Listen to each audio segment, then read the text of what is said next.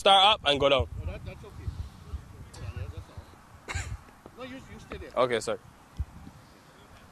Are you ready? Ready, pitch report? Go ahead. Match number 1 of the MLC Champions Open. We're going to take a look at conditions here. We're at the Prairie View Cricket Complex. And the first thing you always look at when you're at this venue is the wind. A very strong wind coming from west-northwest. That's something for the batters to look for, hitting into the wind. And even the spinners using the wind to their advantage. But when we take a closer look at the surface now, there's always that bit of early moisture with the dew factor here at Prairie View. It's why most captains like to win the toss and bowl first. And as it goes on throughout the day, it gets better and better for batting. So that's something to watch the spinners early, the ball gripping in the surface. But this green grass will help the seamers as well get that bit of sideways movement very early on. And with the wind, could be some lateral movement as well. It should be a cracking day and a good challenge for both batters and bowlers in this matchup. Perfect.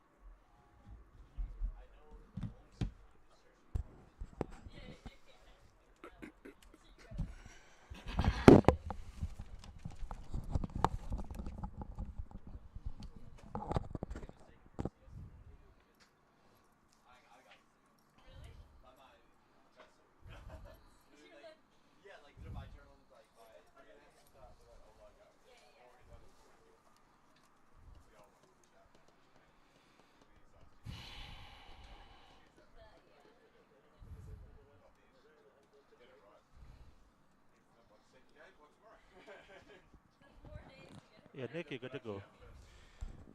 We welcome you to the MLC Champions Open 2023, the first of its kind, this competition. And boy, is it an important one. For these 4 days of cricket, 8 matches for you. And it really should be a special encounter, of course, with that massive Major League Cricket draft coming on the 19th of March. So that's what it's all about, these players showcasing their skills.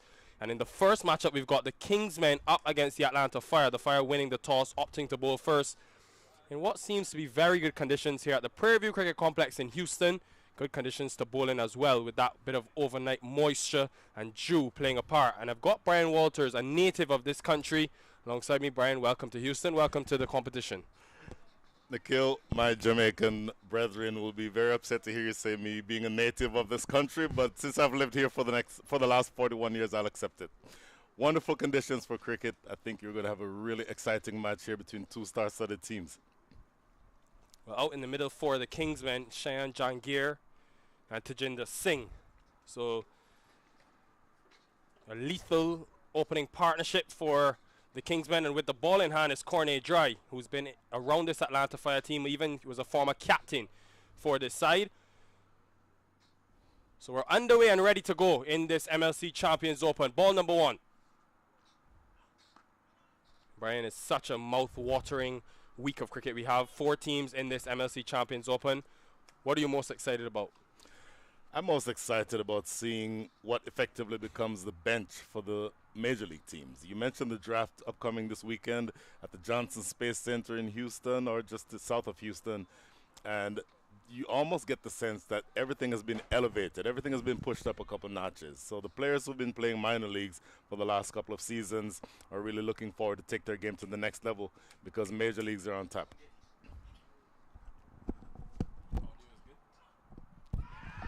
Has he got bat on it? They're celebrating, but umpire is not moving. Jermaine Lindo at square leg. Looks like Colin Edwards is standing umpire, and he does not get intimidated by the loud shout. It was a very confident shout, I have to say. Yeah, Cornet Dry went up straight away. He thought bat was involved, much like Smith Patel, who's behind the stumps. Yep. But well, here's a look at the replay. Cornet Dry, great bowler, right? That ball is exactly in the right channel. Gets that batter coming forward. Oh, and look, that ball cuts back in off the seam. That might have come off the thigh pad. So I think that's good umpiring by Colin Edwards. yeah, may have just brushed the pad on the way through, but that is something you will expect, especially early on with that green grass. Seamers will get the ball to move sideways on this surface. And again, and one thing about Cornet Dry, he's 6'5", so you will get that extra bounce that we are seeing. And so far, they've kept Shayan Jangir relatively quiet, yet to score in this first over. I've always said Cornet Dry is a stereotypical, or if you wanted to build a fast bowler in a lab, he'd look very much like Cornet Dry. 6'5", as you mentioned, gets good bounce, and something else. Look, that ball was short of a length, and look where Smith Patel takes that ball, up by his face. So there's a good amount of pace and carry in this wicket, even though it's a little damp and you'll get some sideways movement. Good contest here.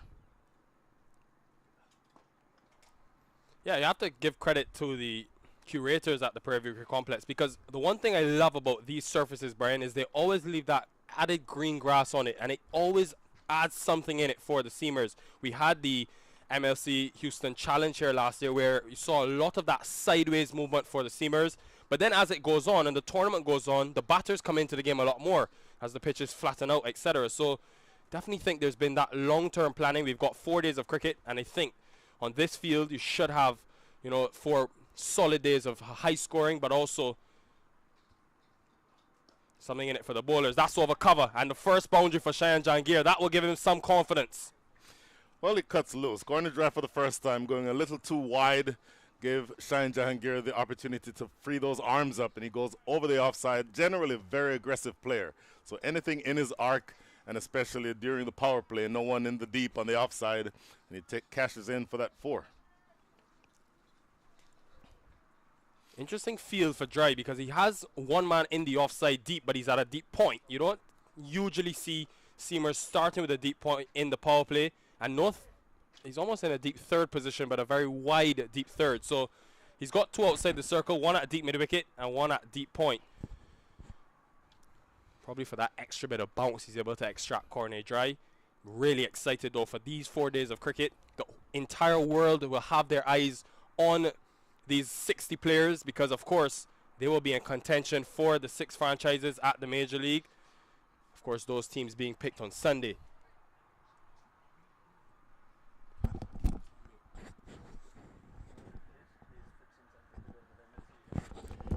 Goes again. There is that fielder there, and he carries and is taken. Corner dry striking, and again, it's that extra bit of pace on this surface. Something we could see a lot in these coming days. Early breakthrough for the Fire. Well, you called it. That man at deep third, wide deep third, was put there exactly for that type of shot.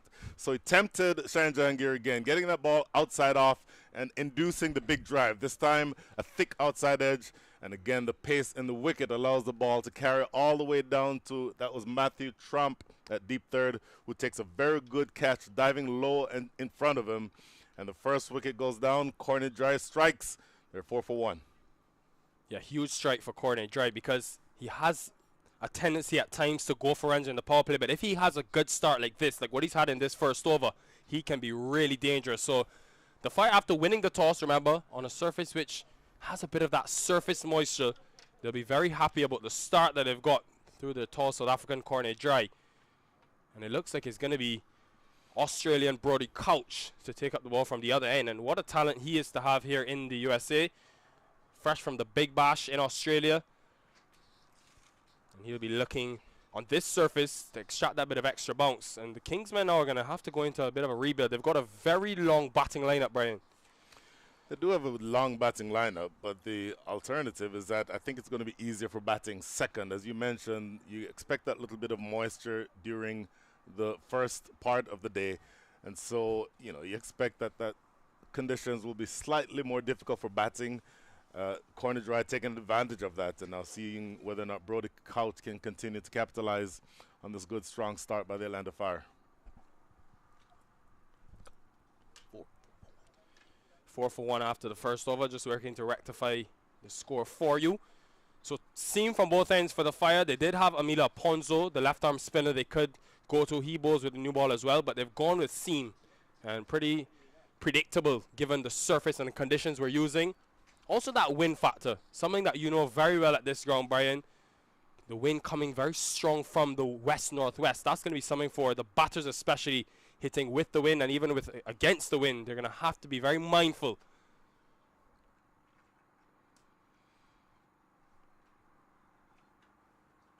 Should look for 2 here and should get it quite easily. Yeah, Brody Couch not quite getting that one exactly right. A little too straight, straying down the leg side. And like a good batter, you'd expect Tajinder Singh to just work that off his hips and cashes in for a couple to get off the mark. So Singh underway, and these are 4 star-studded lineups. Of course, this is the first matchup. Then the second game coming up later today. Leading edge, but just over Ponzo at point. So he gets away with it to Tajinder Singh. Can see though the pace of this surface causing problems early on. Well, definitely that's the case. Now, Brody Couch making the correction. Went too straight on the first ball. Gets it a little bit more toward off stump on the second delivery. But note that he's bowling a relatively full length. And that full length is what's inducing the drives. But also, given the pace that's in the wicket, the drives are finding the edge, which is exactly what the Atlanta Fire want. So let's see if they can continue doing exactly that, because, you know, that combination of length and pace in the wicket is causing the drives to be coming off of the edge as opposed to being middled. So this is Tajinder Singh. I'm sorry, that's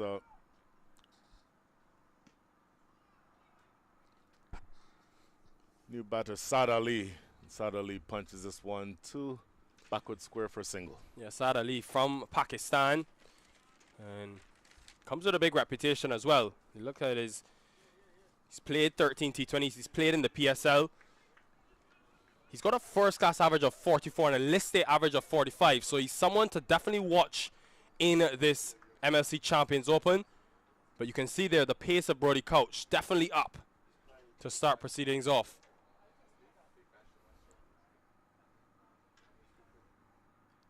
Down the leg side, and this will be runs. It is a pretty quick outfield as well. Dry does well.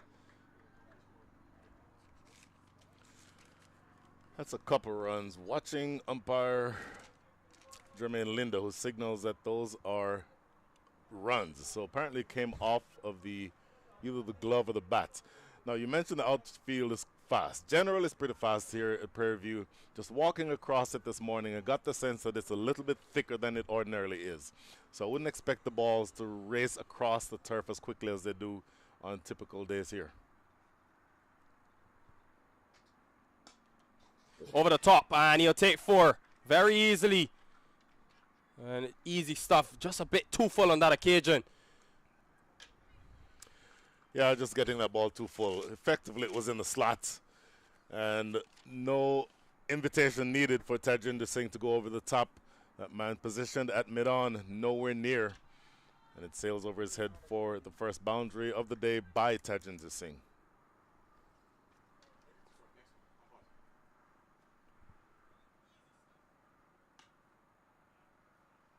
I think that would probably be the preferred length for Brody Couch. He likes to go into the pitch. Ends the second over. A good start for the Atlanta Fire. They've already taken a wicket, just conceded the 6 runs in the first 2 overs of the power play.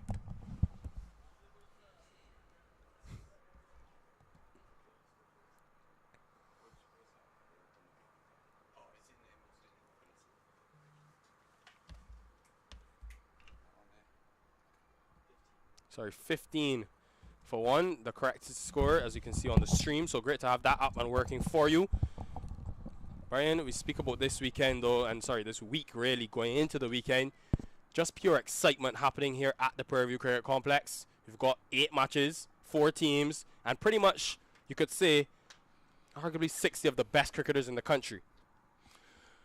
There's no question that that's the case. Now, many of these players have proven their worth in the last couple of years in the minor league system, so we have to point out the fact that the development of the minor leagues has led to the point where effectively they've become almost a farm system, to use a baseball term, for the major league season that's due to be bowled off. First ball due to be bowled in Dallas on July 13th later this summer. So really exciting times here for USA Cricket. Corner dry to continue. Ooh. Again, the bounce causing problems, and it's a very attacking field as well. That Sami Aslam, the captain, is set. He has that slip in place.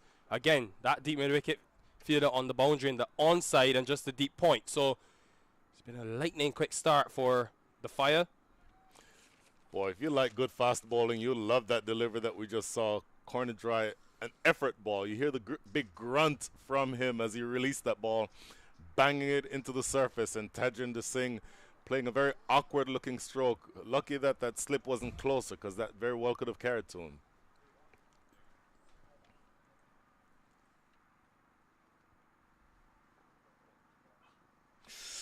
Again, having a slight tickle.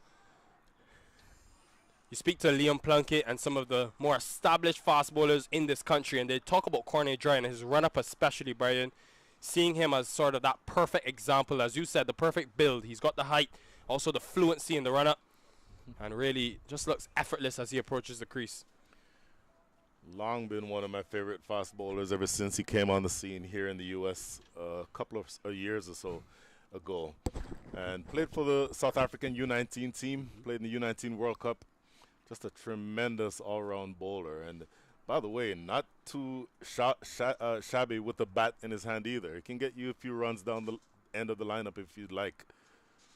But just he's being asked right now to come in and disturb the comfort levels of Tajinder Singh, and I think he's doing a really good job of that.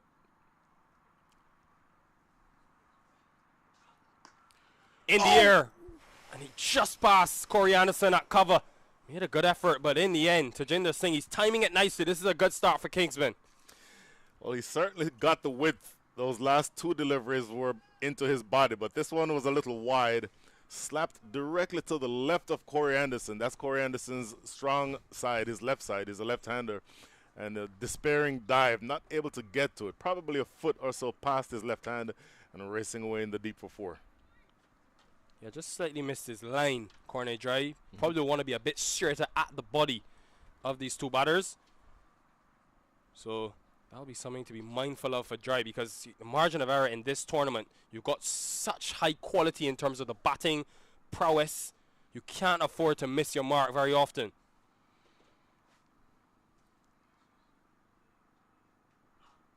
Again, going short, and because of that extra height and the pace of this surface, he can't afford it. Just one for the over signaled by the umpire.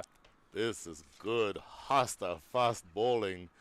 Corner Dry getting that one past the attempted hook by Tajinder Singh. Umpire Jermaine Lindo, of course, signaling that that's one for the over. But that sailed over the attempted pull. It was probably right at head height.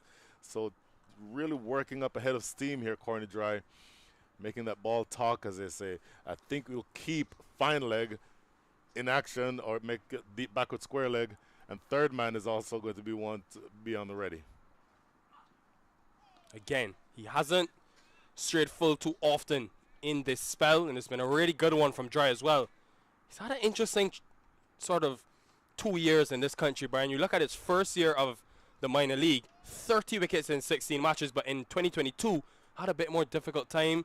Picked up just 16 in the 12 matches, playing for the Fire, a team who got to the final of the minor league tournament in 2022, but of course lost to the Seattle Thunderbolts.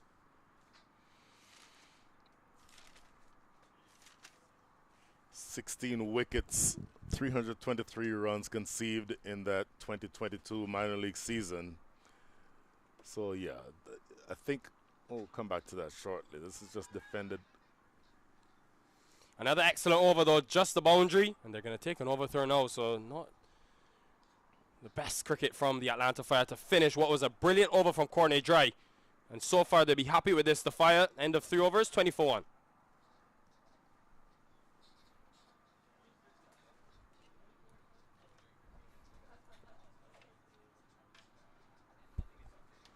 If you're now joining us, welcome to the MLC Champions Open 2023.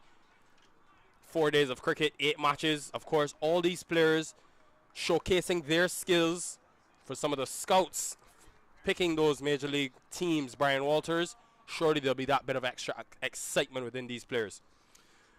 Well, you know we're talking serious level cricket when there's scouts from all over the world here watching.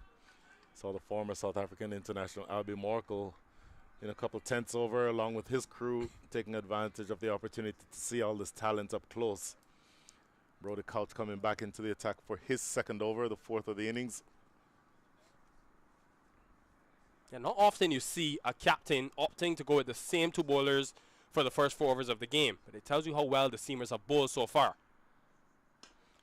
That is magnificent, and in his arc, Tajinder Singh, he won't miss out on that. Full in his arc, 4 runs. Boy, Nikhil, it's been a few years since I've been on a cricket field, but I almost had the opportunity to feel that one just now. Smashed over long on Peter De La Pena with the thumbs down signal, but that was smashed over the top of mid-off. Brody Couch getting that one in the slot. It's too full. He wants to be a little shorter than that toward the body of Tajinder Singh. I think that's the adjustment that he needs to make.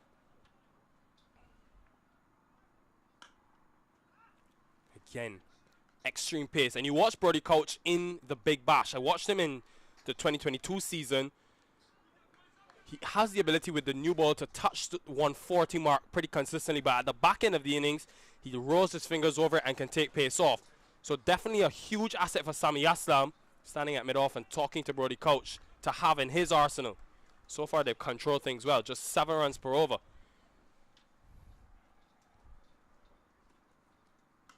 Taking him on though. He's not afraid, Tajinder Singh, and it's in the gap as well. Will just get to the boundary, so second boundary coming in the first 2 deliveries. It's almost as though Tajinder Singh expected that short ball. He was almost into position before the ball was released, opening up his body, and even though he didn't time that very well, it just got it over square leg, and the fielder at deep backwards, over mid-wicket rather, and the fielder at deep backward square was too fine to be able to get to that. So It tells you how quick this surface is, though. It just rushed on. to Tajinder Singh. Again short, and look at the height of that delivery. A tall man. These two, Cornet Dry and Brody Couch, probably the tallest fast bowlers you'll get in this tournament. Isan Adil, who's on the Kingsmen team, he's one to watch a bit later on. This has been a spirited start from the Fire. Oh my goodness, that ball is hammering into the pitch and carrying through at pace. Keeper Smith Patel taking that ball well above his head. If you like good fast bowling, good hostile fast bowling, and those of us who grew up in the Caribbean several decades ago will like that. This is really fascinating stuff to watch. Just making an adjustment now. He's bringing long on up into the circle, and he's going back to long off. So I think Brody Couch, with the line he's bowling on that fourth stump, tells you he probably will be operating around in and around that off stump area. Can't stray too straight on the body. And he does just that. And even with a deep backward square, Tajinder Singh is just too good. All of a sudden, the Kingsmen really opening up and striking the ball nicely. Zero margin for error. You said it earlier, with such a high-class talent pool around, just any slight mistake in either line or length is going to be punished. And so, yeah, with that mid-off dropping back to long-off, you expect that he's going to be bowling a slightly fuller length and on off-stump, or maybe outside off-stump. But that was too straight and easily helped off of his hips by Tajinder Singh for 4.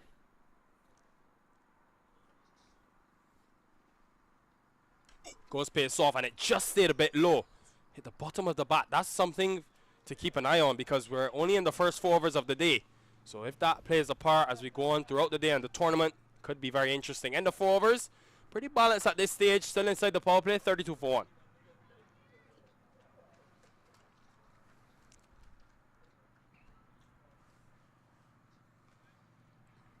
Well, he does have a lot of options, Sami Aslam, and he's going to go to one of them now, Bhaskar Yadram.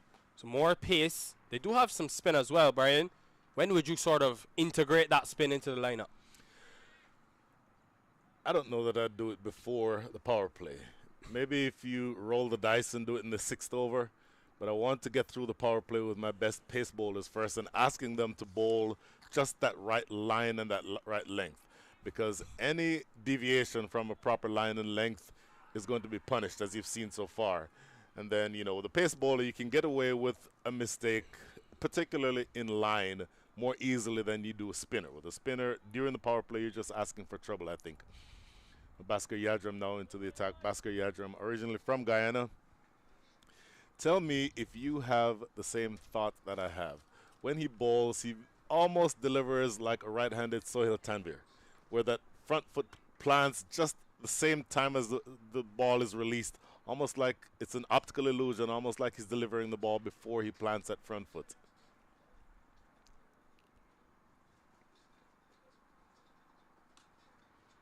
In the gap, and that is Saad Ali at its finest. He's such a good time of the cricket ball, and any width on offer, just the one fielder deep in the offside. Easy pickings. Yeah, Bhaskar Yadram starting out too straight or too wide and too short. There's a fielder backward point and a fielder at sort of traditional point, and he pierces that gap between those two fielders. Nobody in the deep. It's always going to run away for 4. The key thing to note with Yadram, he doesn't have as much pace as a Cornet Dry, so he's going to definitely have to get that length right early on. And this time straightens his line. I think one of the reasons Sami Aslan may be hesitant to go to Amila Ponzo is you've got the left-handed Saad Ali at the crease. You don't want him sort of hitting with the wind and the ball, of course, spinning in. So matchup such an important thing in T20 cricket. I think you're exactly right. There are obviously a couple of different options. Sami Aslam himself can turn his arm over when he needs to, but I think you go with your strike bowlers here. And more than anything else, when you see somebody like a Matthew Trump who's down at deep, now 3rd man, somebody who can come in and play the role of change bowler without having to have the additional risk of having a spinner on. And I think your point about Amila Ponzo bowling potentially to Saad Ali is a good one. You don't want the ball turning into the left-hander during the power play. To a left-hander who's ordinarily very aggressive.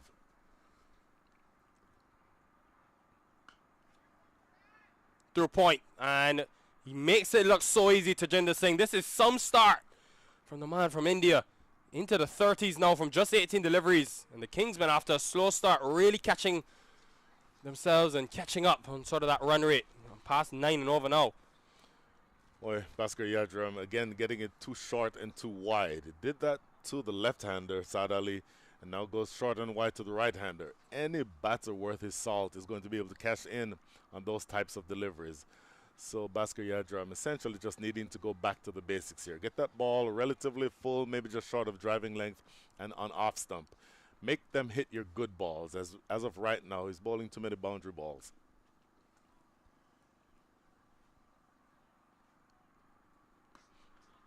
Much better. I'm surprised that Yadram hasn't tried to take some pace off, because you watched him at that 2018 Under-19 World Cup when he was under 19 then. He's 23 years old, still one of the younger members of these MLC players. But something he did very well was cause a bit of trouble with those slower deliveries. And on a surface where you have that surface moisture, I would just be looking to test and see if some deliveries grip in the surface. That could be an added element of surprise. I certainly would agree with that. But for me, I think he just needs to establish a good stock ball. He hasn't done that yet. And it's going to be really important for him to show the stock ball first and then make changes off of that. Yeah, and another reason why I think we probably haven't seen spin, you have someone like a Usman Rafiq who can spin the ball both ways as an off spinner. You want to make use of that green grass. It's why Sami Aslam won the toss and bowl first. You got that nice green grass covering, which will allow the ball to do a bit of something off the surface, off the seam. So that's why he's used the three-seamer so far. And in the scheme of things, not a terrible over for Bhaskar Yadram if he can finish things well. But he's bowling to Jinder Singh, who's looked right at the top of his game in this first matchup of the MLC Champions Open. First kind of this tournament. We had the Houston Challenge last year. It's now upgraded into the MLC Champions Open. And of course, the big thing for these players is that draft on Sunday. Who can impress the most and pass the eye test for the scouts here at the Prairie View Cricket Complex. In the gap again, but there is protection. Ends the fifth over. A very good start for the Kingsmen and for Tajinder Singh especially. End of 5, 43 for 1.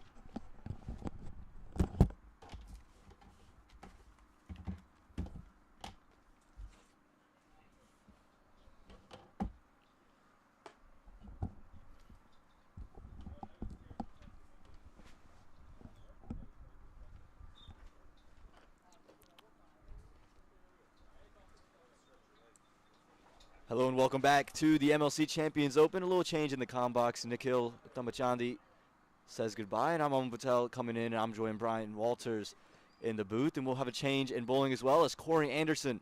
We'll get to see the first likes of the New Zealand quick. Brian, so far for the Kingsmen, I think they would have taken this start through 5 overs. Well, by the way, good morning, Aman, and welcome to Texas. I think that of the two teams, the one that will be more happy with the way things are right now is the Kingsmen. I think they recovered from that loss of the quick wicket in the first over. That was Shayan Jahangir, my apologies.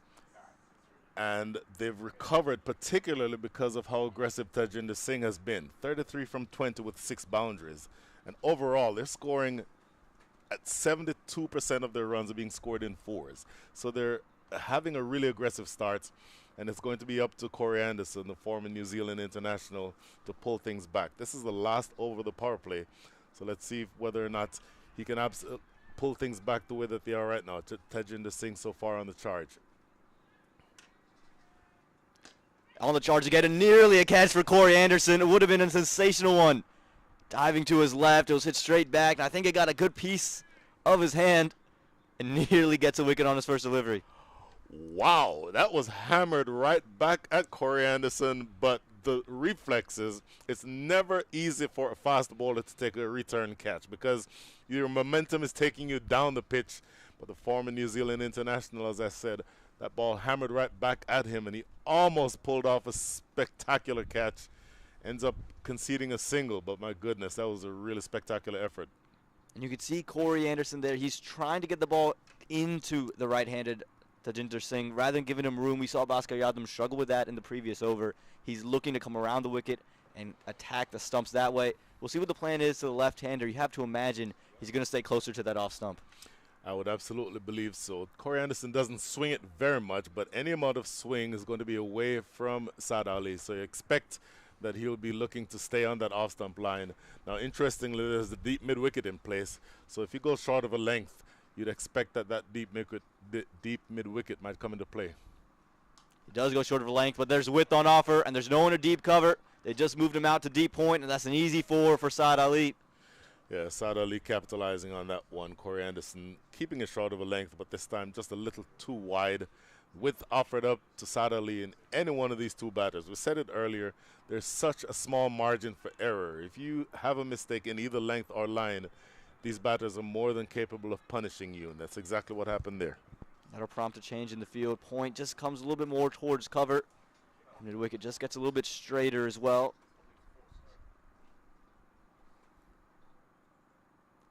This time just staying a touch low. Might have just rolled the fingers over it there, and we heard Nikhil talk about it earlier with the dew in the wicket. Just could throw that in there just to create some variation. That's exactly right. Now, the attempted drive missed there. I think that last delivery did not have the width that was offered the previous delivery. So Corey Anderson, obviously a very experienced cricketer and able to keep the ball out of the hitting zone of Saad Ali. It's experience like that that's going to come in handy for the Atlanta Fire. And again, for a team maybe on Draft Monday that elects to take Corey Anderson, that's what we're building towards here in this Champions Open. And there it is. You can see just a hint of swing there right on stumps and nowhere really for Saad Ali to go. That's where Corey Anderson's going to be, and that's why he's moved the fielders just a touch straighter in front of square for that drive. So Corey Anderson making the adjustment that needs to be made. So if they're going to score heavily, make them score off of the balls that you're trying to bowl. In other words, a good delivery on off stump, just short of a length. If you're able to score off of those, then wonderful. But if you see now Sami Aslam dropping back to long on and deep mid-wicket is coming inside the circle. So that suggests to me a slightly fuller length and maybe right on off stump or maybe a middle and off line. Goes full. It was outside the off stump from the inner half of the bat, and it'll just be one out to Sami Aslam. Certainly going full at that time, and I think that's a good plan. There's so much. Saad Ali pounces on anything outside off stump and short. And so if you're able to have him coming forward, generally you prefer to be bowling too full than too short anyway. And Corey Anderson, good bowler but not express pace. So if it's too short, then you can expect that Saad Ali will climb into those types of deliveries. But I think the better option is to have Saad Ali driving down the pitch or down the field. Into the right-hander and taken over the top. That's going to be 6 runs. It'll be the first 6 of the day. Just too easy. A little bit of room there for Tajinder Singh. And in the form he's in, he's not going to miss out. Wow. Brutal strike right back over the head of the bowler. Corey Anderson will not like that very much. That is the end of 6. The power play is done and dusted. The Kingsmen are 56 for 1.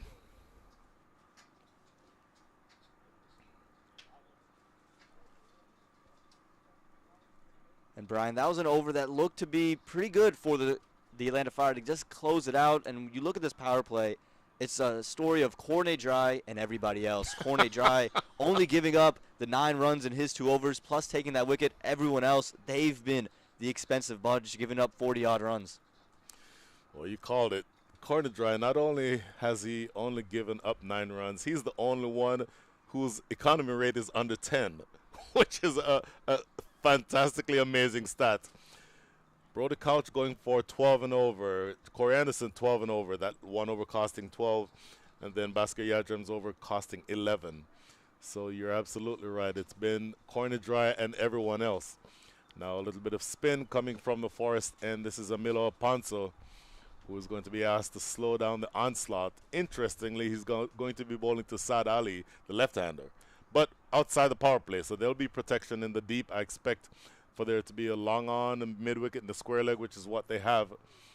And I think you're going to see just a slight difference in approach here, because with a much more defensive field, the batters can't be quite as aggressive as they have been to start this game. And we'll see what the wicket has in store for these spinners. We've seen it have the bounce and carry for those pacers. What can Emil Alfonso take out of this wicket?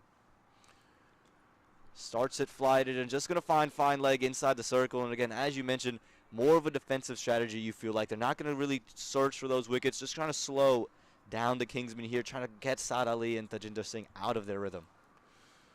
Emil Alfonso, very experienced, of course. And I'm expecting things to be pulled back just a little bit. This one taken into the leg side is going to be another 6. And again, brilliant stuff from Saad Ali. Once again, trying to go slower, trying to go fuller through the air, and just picked it up early. Saad Ali takes it all the way. Now, I did expect them to be a little bit more defensive, but if you toss it up and land it in the slot where the batter doesn't have to use his feet to get to it, Saad Ali, then you get exactly what you got there. That wind, as we were talking earlier, is coming from the west to the east. So that ball that gets up in the air is being helped by the wind in that direction. And so a huge second six of the inning so far. And I'll tell you what, they're going to have to do something differently here, the Atlanta Fire. Get back to the basics with that line and length. This time pulls it back and is just punched down the ground.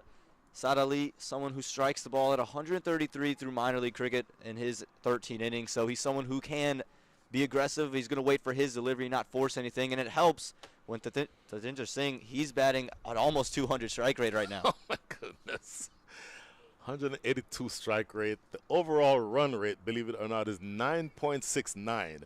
So if you continue at the same run rate, you're looking at 194.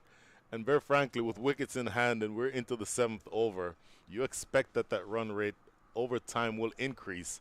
So if they go up to, let's say, 12 runs and over, that would be just unbelievable. But that would indicate a score of 225.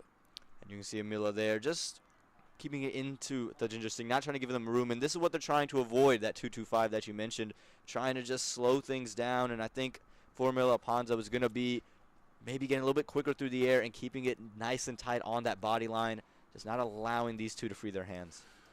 Boy, it's just such an aggressive start. I'll say more about that after this ball. But 75% of the runs that have scored so far have been either a 4 or a 6. So a tremendous display of ball striking here by the Kingsmen. And Emil Alfonso doing his best to slow things down after being hit for that 6. Just a couple of singles to end the over. And that'll do it for 7 overs, 65 for the loss of 1.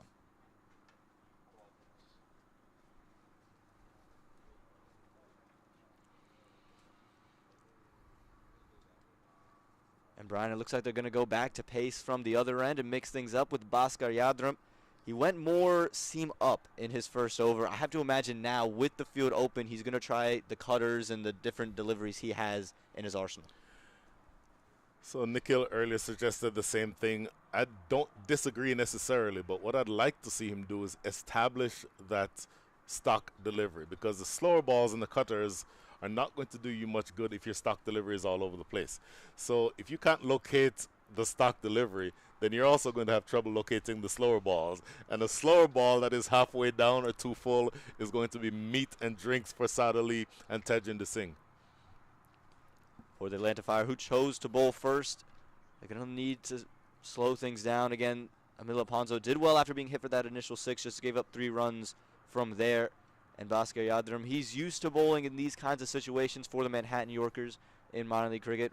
Very accustomed to bowling all those cutters, but you're right. You got to get to that stock delivery. You have to have that one delivery that just rides the batter, make him feel a little bit uncomfortable, and then you can start switching things up after they're under some pressure. As we see some change in the field, deep mid-wicket, square leg, long off, and a deep cover, as well as a third man. Stays on the body line and just pushed into the leg side. Going to be a run there to bring Tajinder Singh onto strike. And it is going to be a no ball. There you go. Brian with the eagle eyes out here calling out the no ball. And Bhaskar Yadram going to have to remeasure that run up Tajinder Singh, he didn't need any invitation in the first place to be aggressive, and now he's got a free license. Oh my goodness. If you've ever seen anyone swing for the fences, baseball style, this is going to be it. Because obviously with the no ball, you cannot be out any way other than the types of dismissals that don't go to either to the bowler. So run out, handle ball, etc. But you look right now that you're going to see that even though there is a free hit, because there was a single taken and the runner or the batters changed positions, you can change the field. But still, look for those fences to be threatened here. Moved all the way across the stumps. It's sliced up into the air. Fielder there, just one bounce to him. Wouldn't have mattered anyway, but you can see that aggressive approach there from Tajinder, just trying to move all the way across the stumps, and well watched from Bhaskar Yadram. You talked about it earlier, how it almost seems as he releases the ball as his foot plants, so just able to keep those eyes on the batter just that much longer.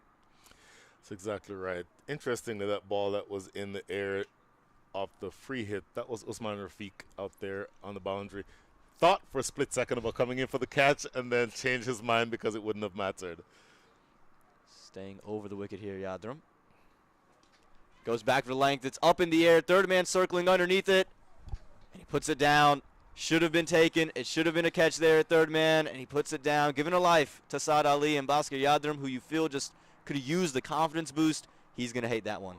Oh my goodness, that ball was in the air for an eternity, and Amilo Panza down there at deep third easily, I think, could have come in a couple more steps. He decided pretty early that that ball wasn't going to carry all the way down, and he settled.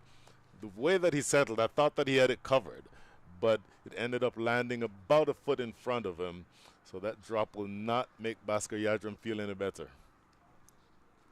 Despite the no ball and the drop, just 4 runs coming from the over, so it's a good start for Bhaskar Yadram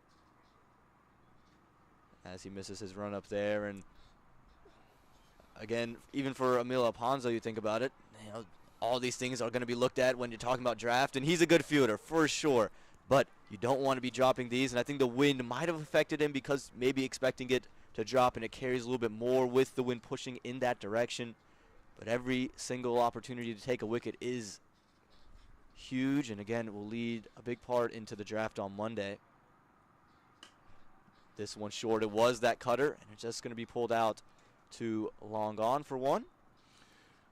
Boy, this is a dress rehearsal, effectively, and so there's several scouts around and they're looking, so Milo Ponzo has to be telling himself right now, you know what, I dropped that ball, forget about it. When I get the ball back in my hands to bowl, that's where I'm going to make my mark.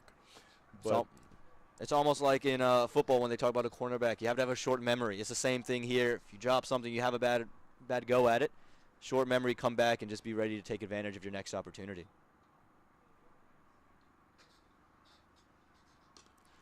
Again, the cutter that time staying a touch low, and Saad Ali watchful.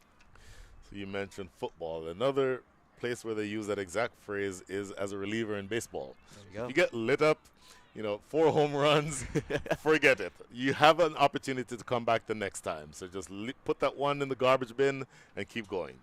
Well, I'm not sure the pitching coach is going to keep you out there. You give up 4 home runs. I think they're going to look to the bullpen after that one.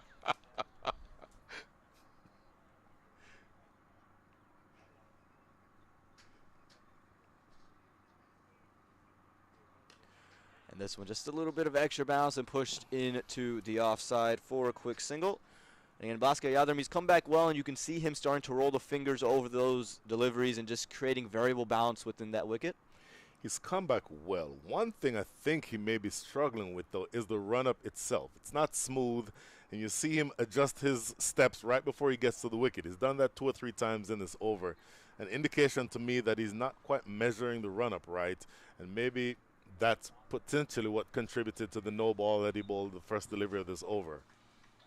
Yeah, as a bowler, you don't want to have all those things in your mind weighing on you. You just want to focus on where you're trying to pitch that delivery. If you focus on the run-up, you just leave some support things, and this one is beautifully picked up and sent down the ground for 4, almost like that Virat Kohli shot that went wild. Just picks it up, a couple of bounces over the top, and will pick up 4 runs to end the 8th over, 75 for 1. And again, you get that second look, and again, just picks it up off the length, waited on it. Again, beautifully done. No chance for anyone out there in the deep. Fantastic. Really good to see we have the replay system back up and working.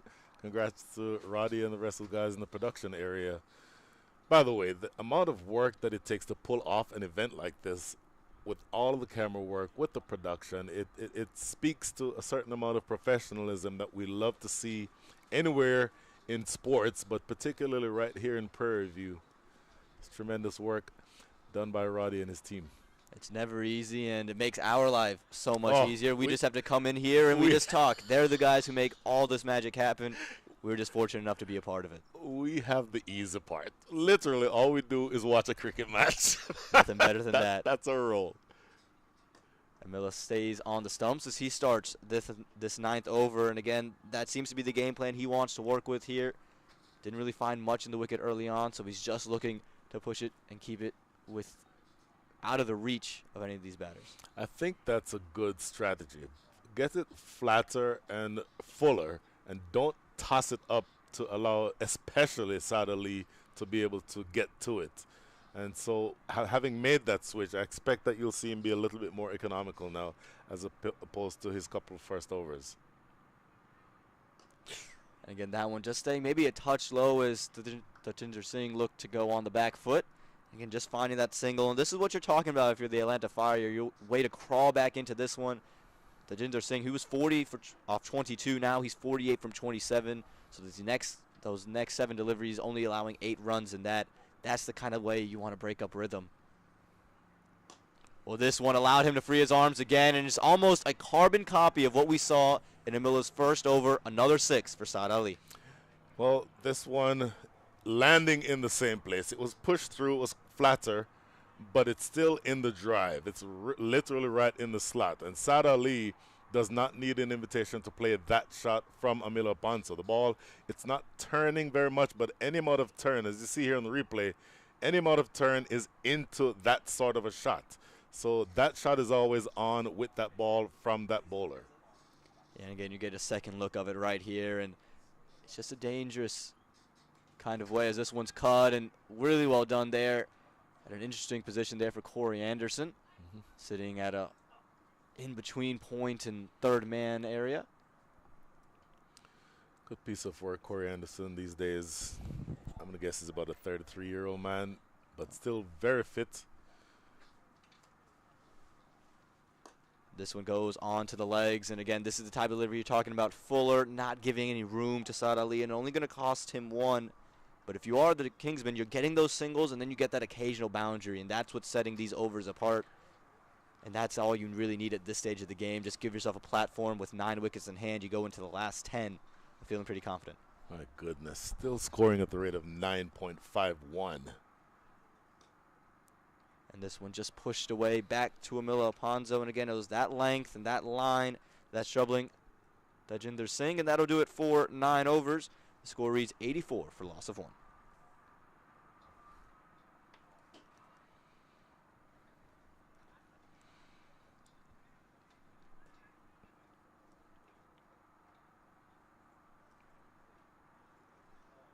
And it will be Bhaskar Yadram to continue his spell here. Again, he'll bowl his 3rd over and maybe bowl out. You have plenty of pace options if you are Sammy Aslam. You still have Matthew Tromp, who you can use. You still can go back to Cornet Dries, 2 overs. Brody Couch still has 2 overs in the bank. And you know that you can use Corey Anderson with 3 more. So plenty of pace options, so he's elected to go back to Bhaskar Yadram. And this one's hit straight up in the air. A call from the keeper. Bhaskar Yadram, they hit each other. You can hear Bhaskar Yadram saying, me, me, me. And then at the very end, Smith Patel saying, me, and the two collide into each other. As that ball was hanging in the air forever, Bhaskar Yadram had it, got hit, and another dropped catch and another life given to Saad Ali. Boy, you hear them say all the time that if the ball is in the air that long, then the man with the gloves has the first option of taking that. But Bhaskar Yadram, the bowler, would want to think that, you know what, if anybody's going to take this catch, it's going to be me. So it stays in the air an eternity, as you see here on the replay. And Bhaskar Yadram honestly was settled right under it. But that distraction coming from Smith Patel running into him is what caused that drop.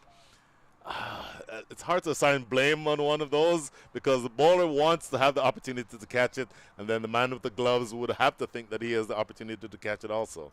It felt like Bhaskar Yadram got underneath it quicker, though, and I think it would have been an easier catch had he just been able to take it without being hit. And this time hit straight back. It just falls short of the man out in the deep. And Bhaskar Yadram, he's thinking, when are one of these going to stick in someone's hands? He's creating some issues there, and Jatinder Singh still struggling to make his way to his half century. Oh, my goodness. So Jatinder Singh now up to 48. 48 from 20. Make that 49 from 29 with 7 fours and a 6. Still a really disproportionate percentage of the runs being scored in 4s and 6s. 67%, scoring right now at the rate of 9.21. So even though that rate has come down just a little bit, you said it earlier, they're setting up to be able to launch toward the back end of this innings. So just 10 overs and 3 balls remaining and another 9 wickets in hand. This time rolls his fingers over and it's just helped into the leg side from Saad Ali, settling down after that initial flurry, and he'll get a single from it. And again, Bhaskar Yadram, he's come back well after that first over where he did go for 11. Talk about the next one, did have the no ball, but only 1 boundary so far, just 3 runs from this over. So he's showing an ability to rebound, even when it seems like the run-up still isn't quite where he'd want it to be.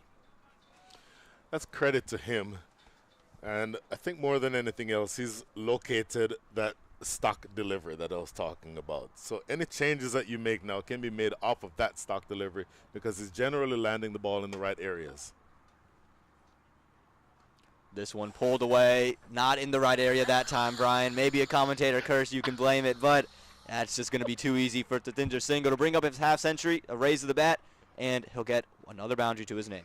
Oh, my goodness. I am an expert at doing that, by the way. I have a talent. Commentator's curse at his finest, but surely 2 straight and going down the leg side and fine leg inside the circle. Everything, all the elements of that delivery indicated that there were going to be runs scored off of it. So one of the easiest boundaries that Tajinder Singh has hit today. He's hit a lot of them, and again, just a 30-ball 50 for Tajinder Singh as we see Bhaskar Yadram just changing up the field a little bit, taking out long off and moving him back, and again, suggesting he's going to be a little bit fuller with point coming back into the circle.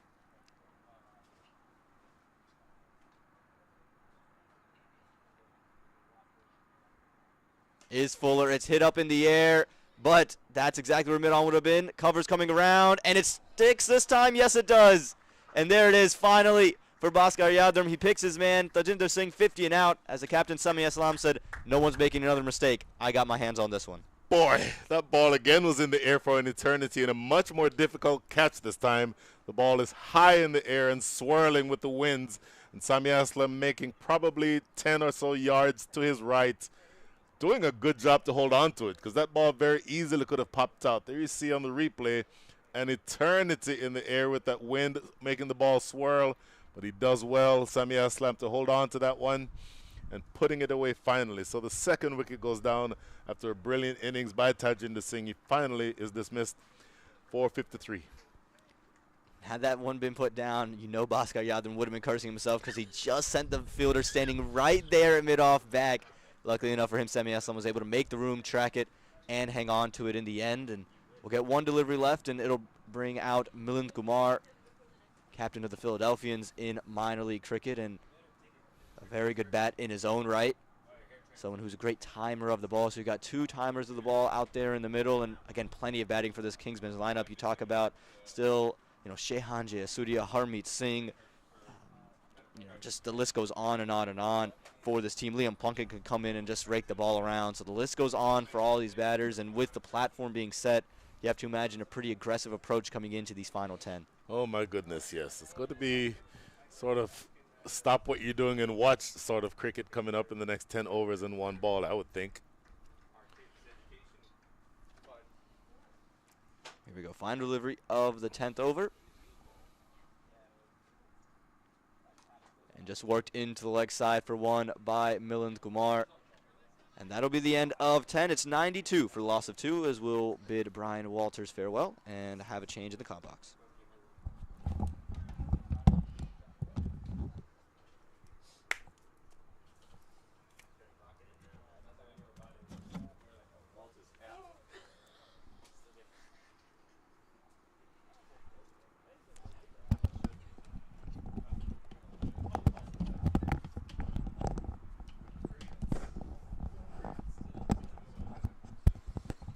halfway stage of this innings in the first matchup of this MLC Champions Open. You could say it's pretty much gone the way of the Kingsmen this first 10 overs. But the Atlanta Fire, if they can get a couple wickets now, could just be battling their way back into this one.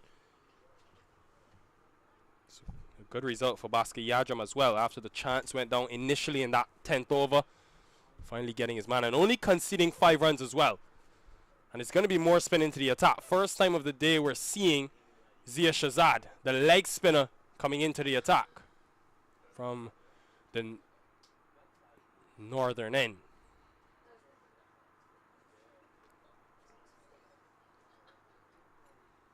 So Shazad, 2 million Kumar. I think Saad Ali at the other end, the left-hander, will really be fancying this option. Ball spinning into him, can hit into the smaller onside. But that run rate still below 10.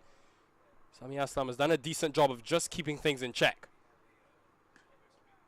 Goes very full but gets away with it. Just be a single.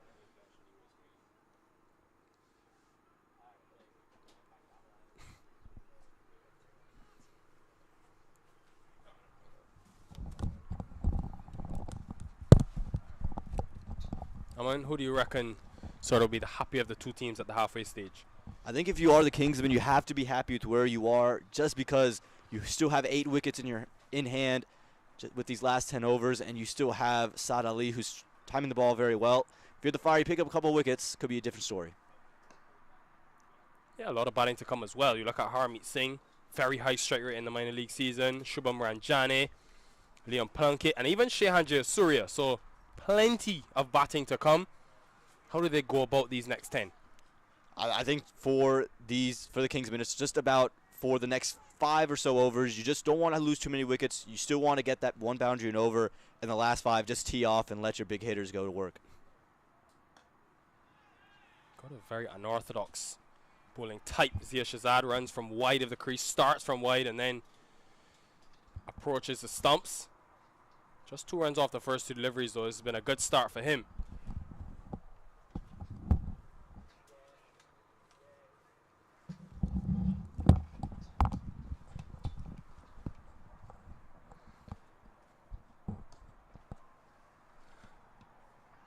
So far, so good, as Peter De La Pena joins me. Peter, what have you made of the first 10 overs? It's a big week of cricket in this MLC Champions Open. Well, it's a healthy reminder that you're in Prairie View when you see the chances go up in the air and the wind is making life adventurous for all these fielders. There's no really such thing as a straightforward chance in the field. So far, it's been a good over from Zia Shazad. He needs to finish well, but just the 4 singles, you take that if you're Sami Aslam. What do you think sort of we can expect from these 4 days of cricket? You've got 8 games with probably 60 of the best cricketers in the USA. Well, it's a great opportunity for everybody to obviously showcase themselves. The number of scouts that are on display, wandering around the boundary. You've seen Ryan Tendescata and Graham Manu. He's come out from Australia, Michael Klinger, and Sriram Samaya Jula, who works as an analyst for a bunch of T20 franchise teams around the world. His score is 96 for 2 after 11 overs now. So we're seeing a bit of a who's who of the T20 franchise fraternity making their first visit to Prairie View in this complex, and I don't know what any of them were expecting to see, Nikhil, but talking to them, they're all quite positive about this facility. That anybody who's part of the U.S. cricket fraternity is definitely a little bit spoiled by getting an opportunity to come out here where there's so few turf wickets around the country, and you don't have just one turf wicket here. Obviously, Nikhil, is Corey Anderson is about to start his second over. You've got multiple turf wicket fields at this complex, and if you can make it out here, it is a little bit isolated in Prairie View. It's about an hour outside of downtown Houston, but if you can make the trek, it's definitely worth coming out here and seeing what's on display. And yeah, there's a lot of quality and opportunity for these guys to, like I said, showcase themselves ahead of the draft on the 19th. Interesting choice from Sami Aslam going back to Corey Anderson for a second over. First went for 12 runs. Haven't seen Usman Rafiq into the attackers yet. The off-spin option. And it was Saad Ali that actually took him down. He bowled that 6th over from this end. So, surprised by that decision? Not too much. Again, it's a case of, in T20 cricket, cycle through your bowlers, trying to switch bowlers around so you don't allow anybody to really get into a rhythm. And Corey's somebody who's bowled quite a bit on this facility, so he's familiar with the conditions, knows what he needs to do to adjust, especially with the wind conditions as they are today. Very, very strong gusts. Seen a lot of the sixes, not just on this ground, but there's so many other cricket matches that are going on here today across various leagues. And the wind is, if you spend more than a few minutes just watching from the boundary, the wind is wreaking havoc out there. Again, that variable bounce. We have seen it a bit in these first 12 overs, and he seemed to have struck Milind Kumar on the hand. So, hope he's okay, but very high up on the bat from a fullish length. I think he heard you. I think Corey heard you, Nikhil, doubting the decision to bring him back. And again, that extra bounce. Milind Kumar not looking too comfortable off that delivery. Saw a couple keep low as well when Baski Yadram was bowling, so it does tell you that the fact that you are going to have to watch that as a batter on this surface. First of 2 games here today. It's played well in terms of the pace, but there have been a few deliveries that have stayed low, and like that one, risen off of a fullish length.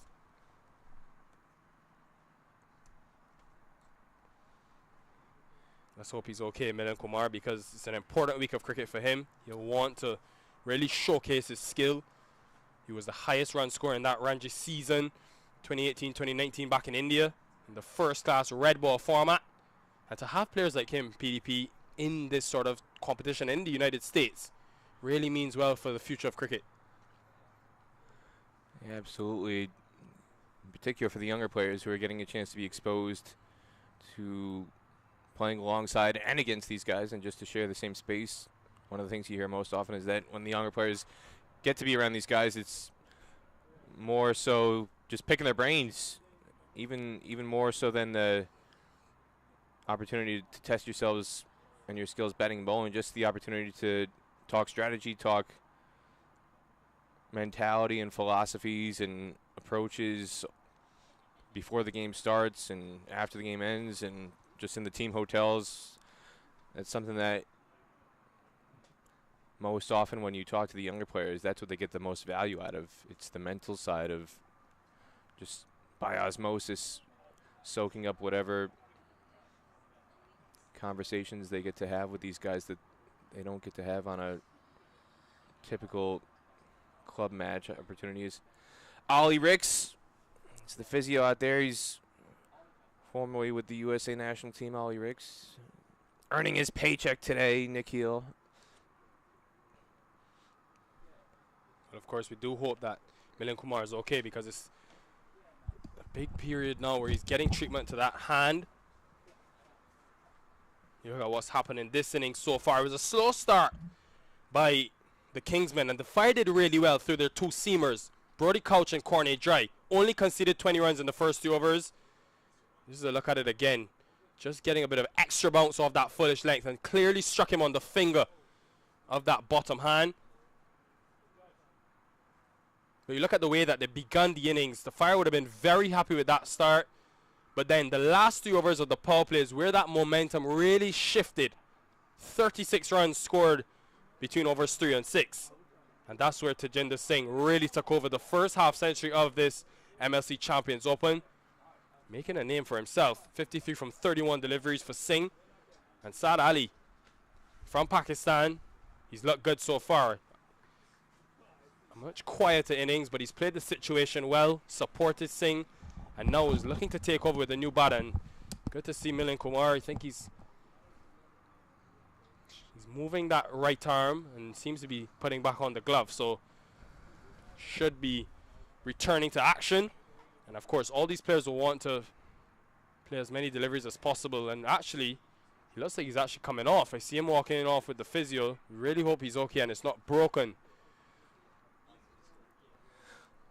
Well, it's just a good decision from a cautionary perspective because there's 3 more days of cricket after today, so even if he can't continue today, he'd rather be taking the cautious approach to make sure he's 100% healthy to be able to come back if necessary over the next couple days. But if he is injured, it's a very unfortunate thing for him to have happened here, but it'll open up an opportunity obviously for another player as we're taking a look at who is coming out to replace him. I think it looks to be Hamad Azam coming to the middle for the Kingsmen, and this batting lineup just keeps getting longer for the Kingsmen. You look at the power that they still have to come. Azam, Harmeet Singh, who's a tremendous strike of the ball. Shehan Jayasuriya also in the 11th. Haven't seen him as yet, which is a bit surprising.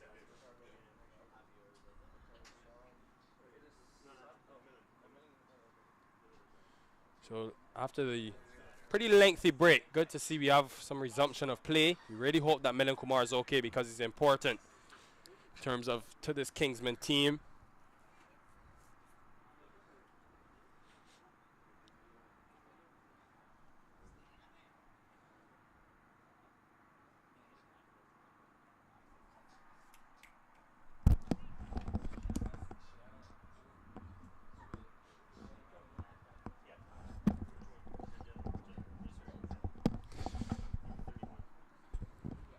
So Corey Anderson will continue the over. Tentative push by Hamad Azam. I must say I'm quite surprised you haven't seen Shehan Jayasuriya as yet. The Sri Lankan tends about at number 4, has done that and has done it so well in the minor league. Hasn't come in as yet. Again, I think there's just going to be a policy of rotation, giving different guys an opportunity from day to day. You've got 4 match days, so even if a guy doesn't bat in the top 3 or 4 on this day, I would expect them to be rotated around so that everybody gets a good opportunity to showcase themselves in front of the scouts. He's definitely changed his length, Corey Anderson, and his tactic in this over. He's gone a lot fuller and it's worked for him. Just the 2 runs from the over, and all of a sudden, you look at the last 2 to 3 overs, the Fire are working their way back into this game since taking that wicket of Tajinder Singh in that 9th over. 10th over, correction.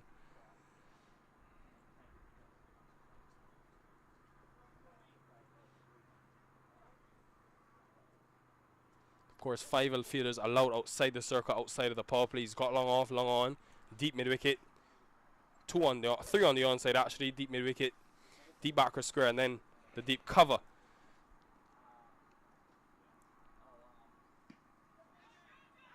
Was there bat on it? Jermaine Lindo says no. They got excited for a minute there, the Fire.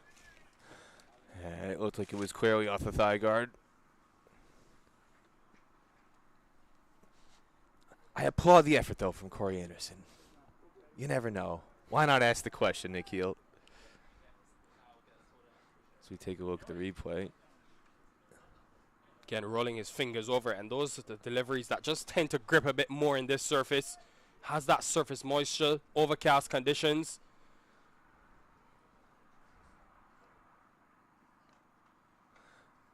You talk about the conditions as we see a single taken a mid-wicket here. And a bunch of the players, it's one thing they were not expecting. Everybody is used to the wind here as the single takes it to 99 for 2 after 12. You know you're going to get windy conditions at Prairie View. As the name indicates, you're in the prairie land. You're out in the plains of central Texas. And you also expect an awful lot of heat. You expect it to be steamy. Humid in this part of Texas. I say central Texas is more south East Central Texas. We're an hour northwest of Houston. So you get a little bit of humidity coming in off the Gulf of Mexico, but the heat isn't here today. It's only about 65 degrees. And wicket time for Zia Shazad, the leg spinner. And it's Ahmad Azam. Actually, no, it's Saad Ali, the left-hander, who would have been looking to take on that matchup. Big wicket coming for the Fire, who are beginning to put the pressure on the Kingsmen. Yeah, I just wonder if this is the googly. We'll see it on the replay, but he ran past it. He was doing the 100-meter relay. He was looking for the baton, a bit too eager to get moving. Now it was just a very sharp turning leg break. And an awful lot of turn there for Zia Shazad, and Saad Ali couldn't negotiate it. And good work from Smith Patel behind. And how often you see in this game of cricket, you take a wicket, all of a sudden you're right back into this game. When they took that wicket of Tajinder Singh, just seemed like now they've been able to strangle the Kingsmen a bit. 3 different batters have come in the last 3 overs. The last 2 overs have only conceded 7 runs. And now a wicket to begin the 13th.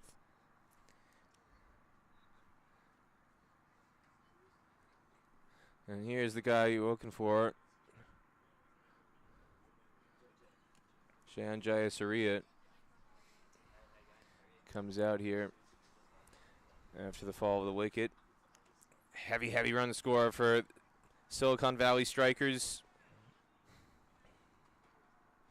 In addition to his career with Sri Lanka prior to coming to the USA. Does allow the Kingsmen to sustain that left-right combination in the middle. Had it with Saad Ali, one left-hander replaced by the other.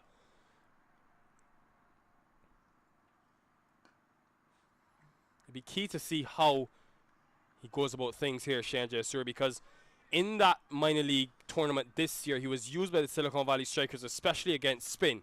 He was a very good player of spin as the 100 comes up.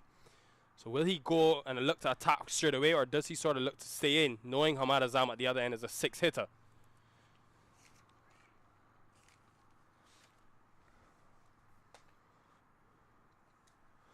One thing we have seen is, you indicated it, Nikhil,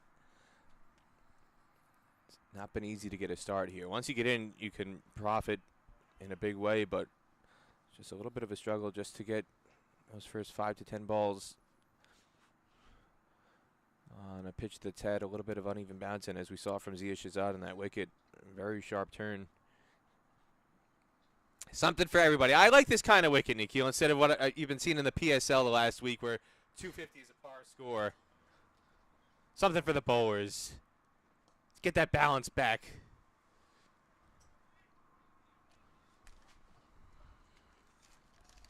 Yeah, that run rate has dipped significantly as well. It's under 9 runs and over now. Much closer to that 8 runs and over mark. And I think Sami Aslam and his Fire, I don't think they'll mind chasing 150, 160, given the start that the Kingsmen had. Well, he's very good against spin.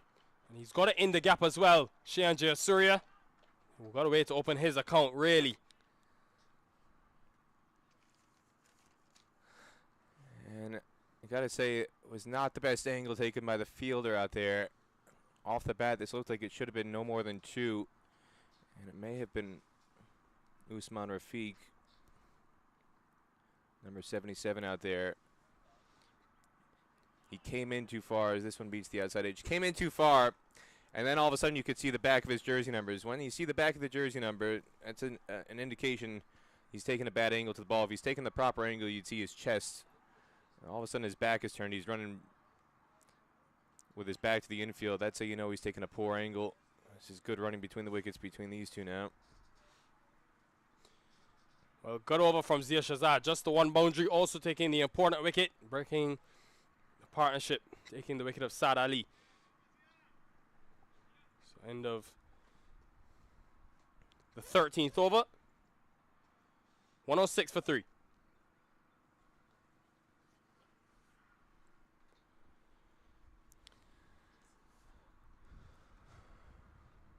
what he did well in that over as well is Shazad start from very wide to allow that prodigious spin in towards the left-handed Shianja Sure. It will be Corey Anderson for a third. The last over was a really good one, just went for the 3 runs. And because of his variation and ability to just roll his fingers over the ball, cutters into the pitch, he's caused some problems on this surface with that bit of added moisture. Saw it from Basli Adram early in his spell. He still has one over up his sleeve. And now Corey Anderson bowling his third. Haven't seen Corny Dre or Brody Couch, who started proceedings off with that new ball.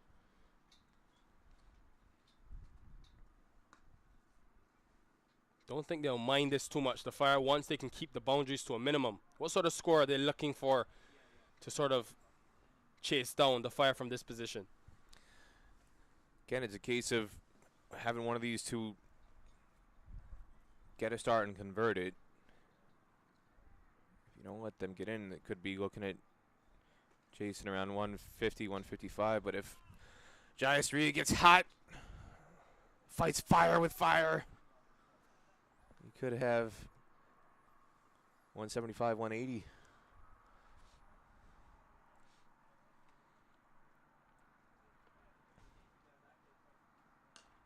Again, very full.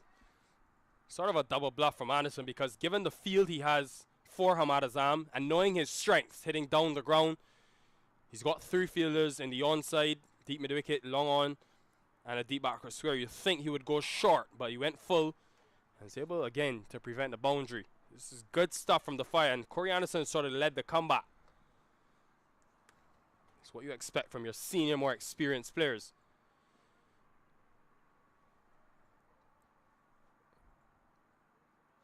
Again, past the outside edge. You think PDP, Corey Anderson, will be one of the first few players to go in that draft coming next week Sunday? I'm excited to hear your predictions for that MLC draft. Man of your stature who's covered the game on the global front for so long.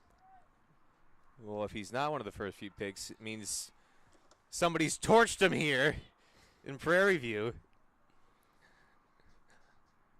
Somebody's made a big name for themselves over the 4 days here. That's what happened. If he's not one of those first few picks as an anchor pick for one of these franchises, I think it's more than just the cricket, though, you get with him. He has that experience. He's played for New Zealand for so many years. And it's things like this, in terms of his bowling, variation, knowing exactly the right time to use certain deliveries. Again, another cutter, and just doing a bit off the surface. and one of the things that you do see from the players who have been here now for a couple years, especially leading into this MLC draft on the 19th, is the improvement in the fitness levels.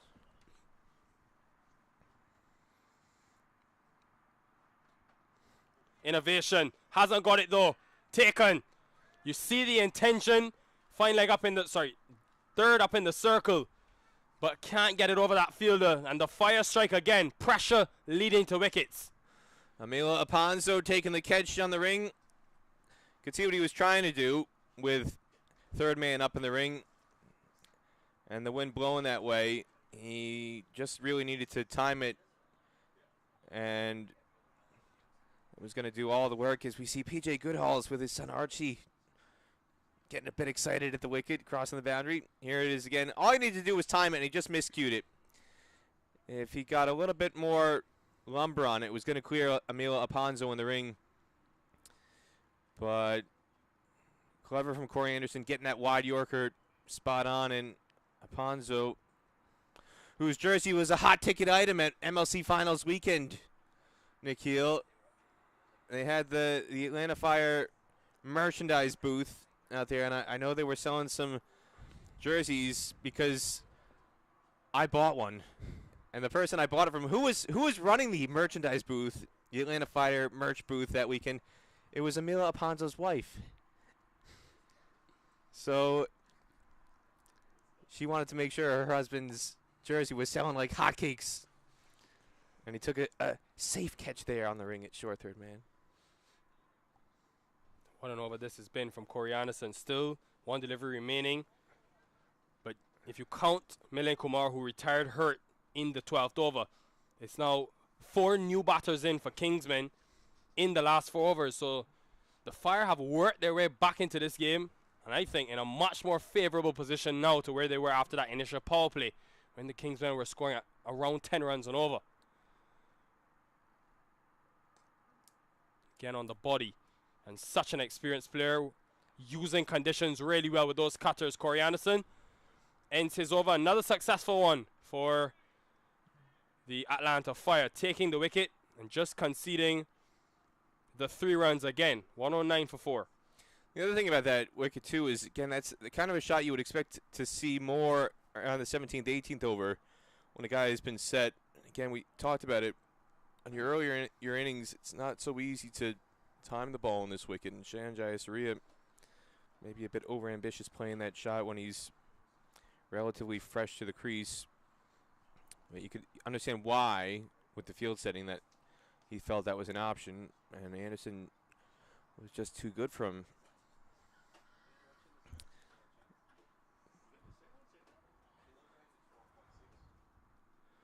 Yeah, one of the things captains will have to think about in this MLC Champions Open is the shuffling of their bowlers. They've got so many options. Haven't even seen Usman Rafiq into the attack for the day as yet. And still, Sami Hassan will have to select who he wants to finish his, well, their quota already. 6 bowlers used.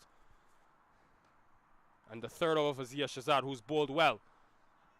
Wanted 2, but just be 1. He's bowled to left-handers as well, so he's showing his versatility. Still able to cause problems with the ball spinning back in. Shubham Ranjan has come to the middle. He was the player of the match in that final you spoke about of the minor league. It feels like years ago, but it was just a couple months ago, Peter De La Pena. And again, this highlights the opportunity that's here for these players.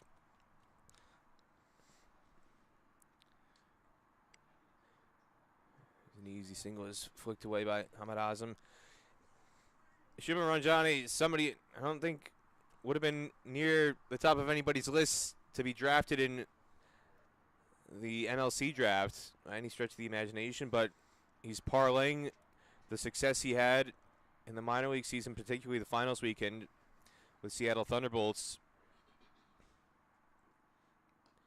And you've got the scouts here from New South Wales and Victoria, and in particular from Victoria. Graham Manu is here, former Australia player, and Adam Crosthwaite has got that link in Victoria. Adam Crosthwaite, who was coaching the Seattle Thunderbolts. So Adam Crosthwaite, all it takes is putting in a good word, say, hey, keep an eye out for this guy, Shubham Ranjani. He was a star for me with the Thunderbolts. See what he does this weekend in Texas. And you get that increased awareness. Struggling really to get the ball to the boundary because of the loss of wickets. They found it tough. But that relationship building.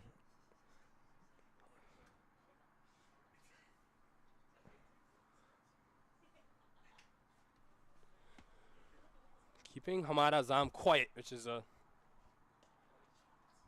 tough thing to do, but only for so long. In the gap this time in the offside.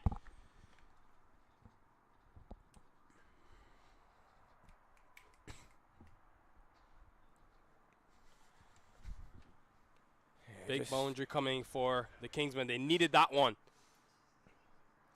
Yeah, it was just fractionally too short.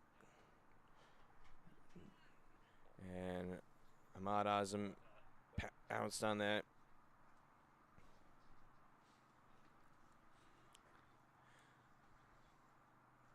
But yeah, if Shubham Ranjani, if he can parlay that success from minor league cricket finals weekend with the Thunderbolts into more opportunities here, and if he succeeds here, you get an opportunity with an MLC franchise. That sometimes that's all it takes. You make your name in one place, and all of a sudden, you've got a ticket to play franchise cricket around the world.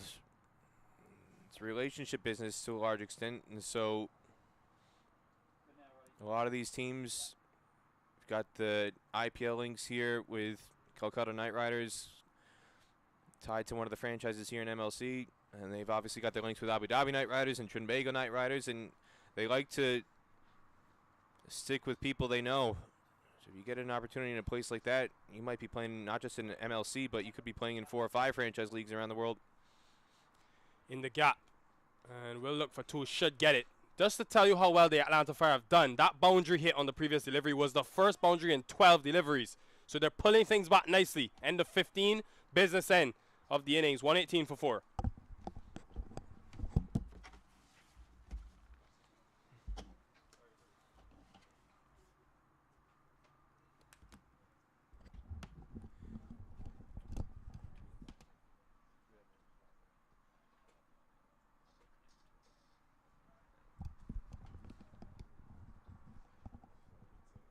Hello and welcome back to this MLC Champions Open here in Prairie View, Texas. I'm Owen Patel, joining you back in the box, joining PDP, Peter Della Penna. Peter, it was an early going for the Kingsmen. They got off to a hot start, but the second phase of the innings have been owned by the Atlanta Fire, and Corey Anderson's going to come back for his 4th. And as we head to those last 5 overs, what are you looking at for the Kingsmen here? At the moment, I'm looking more at your kicks. Do you have BMW on your Pumas? Yeah, I'm not sure how that happened. It's just kind of was there. I ordered the Pumas, and then I saw BMW on them. I said, okay, well, that's the closest thing I got to a BMW. We'll take it. And look at that delivery there from Corey Anderson, just using the cutter to get it off of the wicket and creating that variable bounce that's causing some issues. These are, we've got the Kingsmen on the field. These are Kingsman shoes you got on here. These are regal kicks here, Amon. Well, I appreciate that. Right now, the only thing regal on the field is Corey Anderson and his ability to change up deliveries with deliveries, and he's making a name for himself. He's already made that name for himself, but he's showing just why that name has that high stature. As Ranjani just pushes this one down the ground for 1. Now, I was making the point before with Nikhil about the improved fitness levels, and I don't think Corey Anderson will mind me saying this. When he first arrived in Texas and was playing some matches on the franchise circuit within the U.S., there's a lot of T20 franchise events, he looked like he'd been having a few donuts, I got to say, Aman, since he's last played for New Zealand. But in the last year or 2, his fitness is back to the New Zealand standard. He's much more fit. Do we call it a COVID-15? Sitting at home on the couch?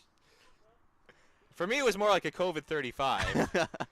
Well, they called the freshman 15 back at school. You'd call the freshman 15 in North Carolina. The adults in the room might call it the COVID-15 or the COVID-35 in my case. But he's lost all of it, is the point. He's very fit. He's in peak condition, as you would expect somebody who's expected to be a leader, whether in name or just as a senior figure. And he showed off the fitness already today. His first delivery, in fact, was rifled right back at him. Almost took a brilliant one-hand catch diving back to his left. Showed out with a couple diving efforts out in the field, too. So you mentioned a leader on the field, and he's shown it with the ball so far, shown it with his athleticism in the field. I'm sure he'll look to show it with the bat come this second innings. And if you are the Kingsmen, you've been held to just 1 boundary so far in the previous 3 overs. Got to find a way to get one. And as I say it, I think they got their one. They have just wide enough away from the fielder at long off. And Hamad Azam, he'll find 4. This just shows how quick this outfield is in Prairie View. Timed it well, but boy, did that skid quickly along the turf. And Bhaskar Yadram unable to cut it off.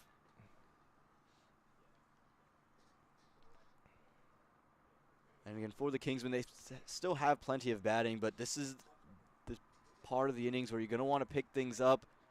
Again, it doesn't get any easier. You have to imagine after this Corey Anderson over, you're going to see Corney dry for 2 of the last 4, and then possibly Brody Couch, who obviously has a high resume, as this one finds the inner half of the bat just for 1. And that'll do it for this 16th over. 126 for the loss of 4. Yeah, I think at this rate, if they can get to 155, 160, Kingsmen would be happy with that, because again, new guys getting in, it's not been easy to get a start, and that's why it was so crucial for not as much as they did. I talked about you've got the best kicks in the house. the best shirt in the house is on the Prairie View football stadium side of the boundary. PJ Goodall's, he's got his Hawaiian shirt.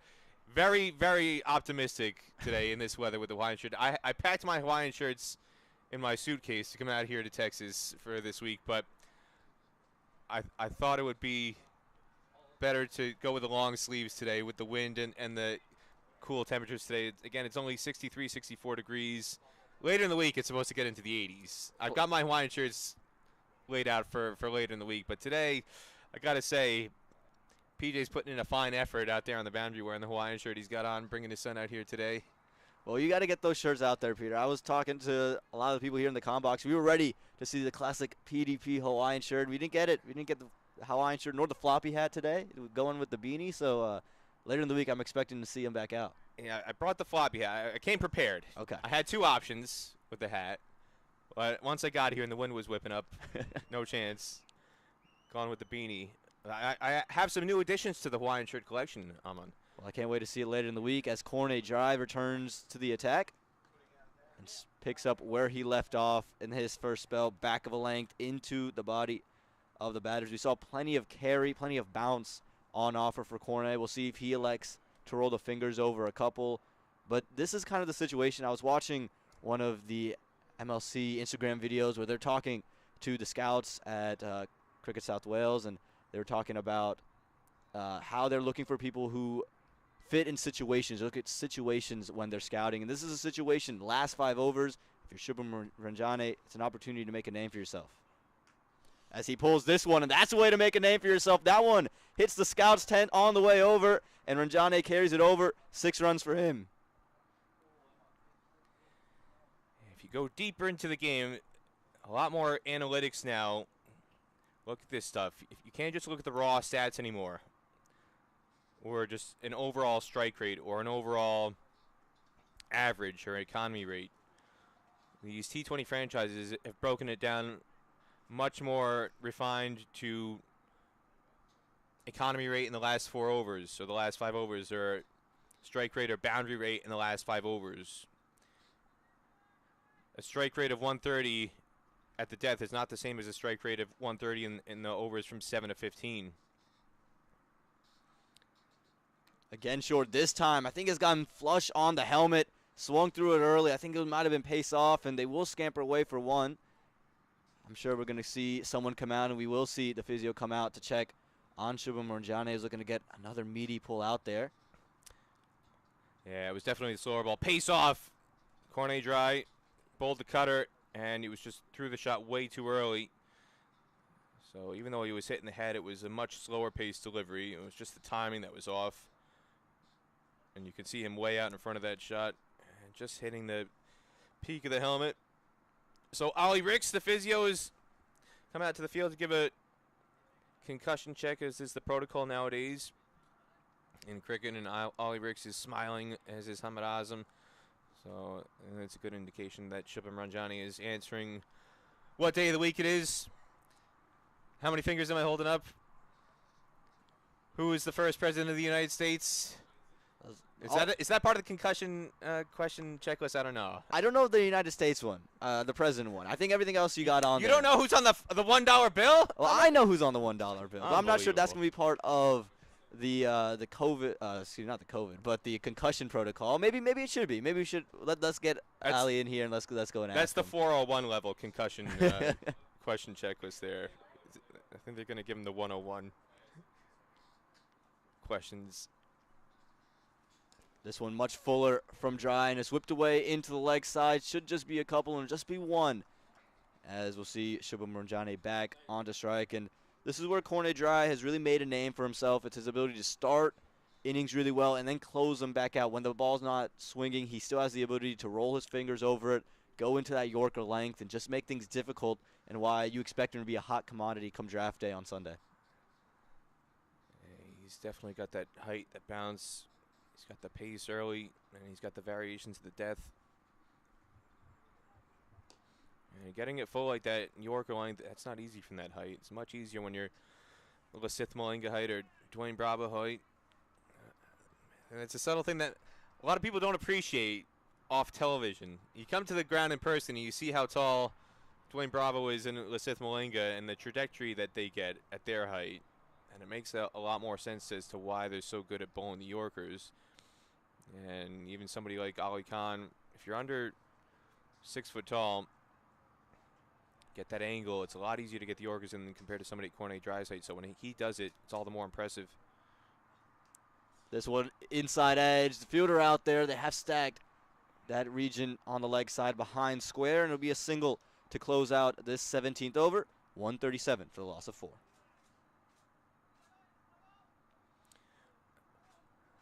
I got to go back a little bit to the Hawaiian shirts, Aman, because coming out of Buenos Aires, you would not believe the amount of shops that I passed where they had some of the best and finest Hawaiian shirt collections I've ever seen. Well, did you pick one up? That's what I mean. Question. I added to my collection. That's what I'm saying.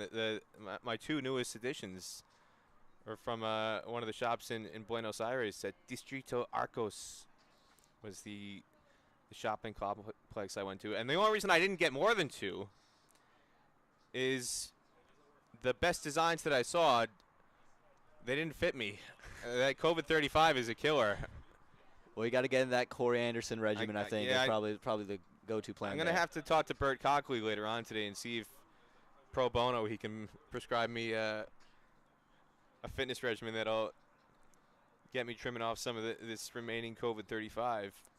Well, talking about new additions, it's Brody Couch coming back into the attack. He started early, was expensive early on, really couldn't find his length, but express pace, you have to imagine he's going to try that Yorker length or maybe go back of a length and just try to see what his pace can do.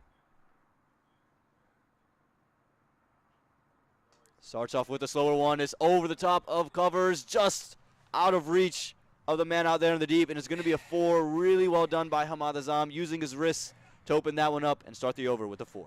And again, this is the second time today we've seen Usman Rafiq take a really poor angle on the boundary. And I know the wind is affecting things, but you can see just the angle he takes there. He comes in, and then all of a sudden he's got to backtrack. And if he takes a more direct route to the ball, just in a straight line path rather than trying to circle in and then wheel back out, he's almost taking a parabola route to the ball rather than a more direct path, and that's got him in a tangle on 2 occasions today. If he reads that better off the bat, he might have had a catching opportunity there. Instead, Usman Rafiq, USA national team player, is just highlighting how difficult fielding has been in these windy conditions where, yeah, I think initially he might have thought the ball would hold up in the wind, and all of a sudden it takes off.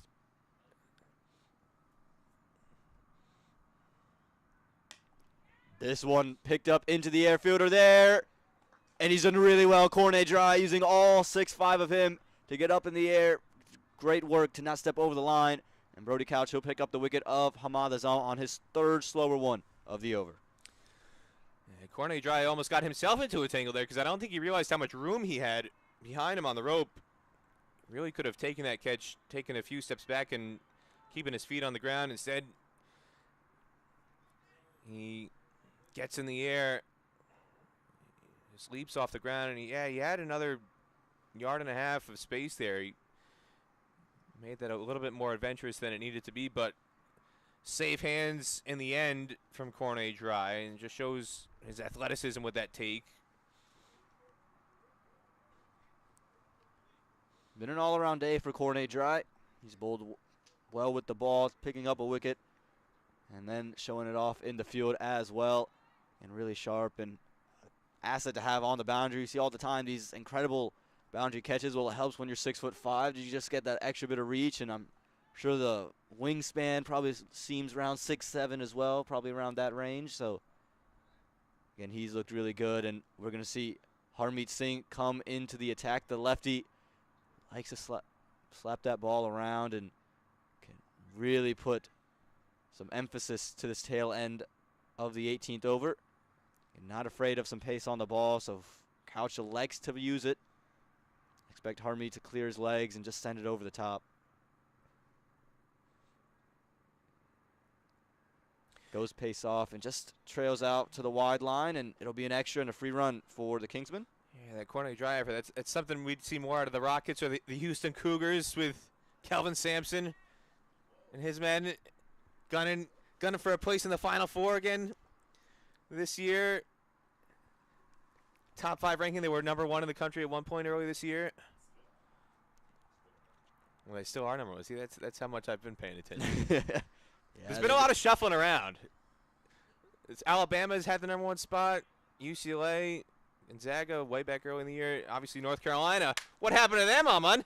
Yeah, something we don't talk about, as this is going to be called an extra. UNC just has not had the year that they were looking for, and Preseason #1, not even going to make the tournament. that's kind of the position we're in right now. But you know what? We're here to talk about cricket, Peter. That's what I think we're talking about. I think we're talking about cricket right now. So let's just focus on the cricket and maybe not college basketball. It's kind of a sore subject for all of us in Chapel Hill. I like Cornet Dry to see him as a small forward. I think you know what? Let's come to Chapel Hill. You know, we'll set him up for a year and just see what we can get out of him. As this one sent straight back. Look at this. We talked about Shubham Ranjane. Can he show off that pinch hitting? And he's doing so once again. Maybe the biggest 6 of the day. Well, whether you're Cornet Dry or Armando Baycott, you're not going to catch that one no matter how tall you are. He clears the boundary by a good 30 yards. Pulverizing this. It was in the slot. He just got the length wrong fractionally, but you do, and the ball is going to disappear. Heading towards one of the adjacent cricket grounds here. Again, for Brody Couch, a lot of expectations on him. Has played in the Big Bash, and just thought he might light it up early. He's just been expensive, and again, getting accustomed to this wicket. You can see the experience has kind of played a little bit of a role. Cornet Dry has played in minor league for 2 years now. Corey Anderson plays on these wickets all the time, and they've had probably the best days of the lot. You've got a change in the field here. So mid-on and mid-off have just come up in the ring. I think they're going to go away from the Yorker plan. Third man and fine legger going back. He's going to go with the short balls, slower bouncers. What the field is set for here. Does go short. Ball stays low. Slide appeal for LBW, but it'll just be one off a leg by out to third man to close out what ends up being a good 18th over for the Kingsmen. 150 for the loss of 5. And again, it's that variable balance we've seen on a few occasions here. You said it, Aman. It was bold short. He really banged it in because he had all the boundary protection really behind square and square the wicket. And that one just not coming onto the bat. Is Cornet Dry, whose teammates here, Corey Anderson, Bhaskar Yadram, Emil Alponzo. He's not teammates with Jamal Shedder or Marcus Sasser. One day, maybe. If cricket doesn't work out. It's always an option. It always helps to be 6'5". I haven't found too many reasons why being 6'5" might not be a great thing. Maybe some doorways every now and again. But Shubham Ranjane, he's shown the ability to take on Cornet Dry, and he's having a little bit of a conversation with Smith Patel. There's a little bit of laugh shared between the two, but he's shown the ability to catch on to a length and latch onto it, send it over the top, and again, shown off the pinch hitting. He's going to want a couple of boundaries here in this 19th over.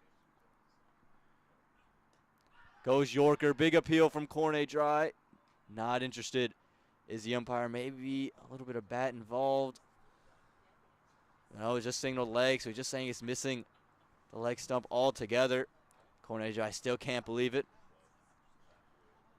So get a look here on the replay. Just from our angle at fine leg, it looked like this was sliding down the leg side based on where it hit. But he's taking a long shuffle across his stumps.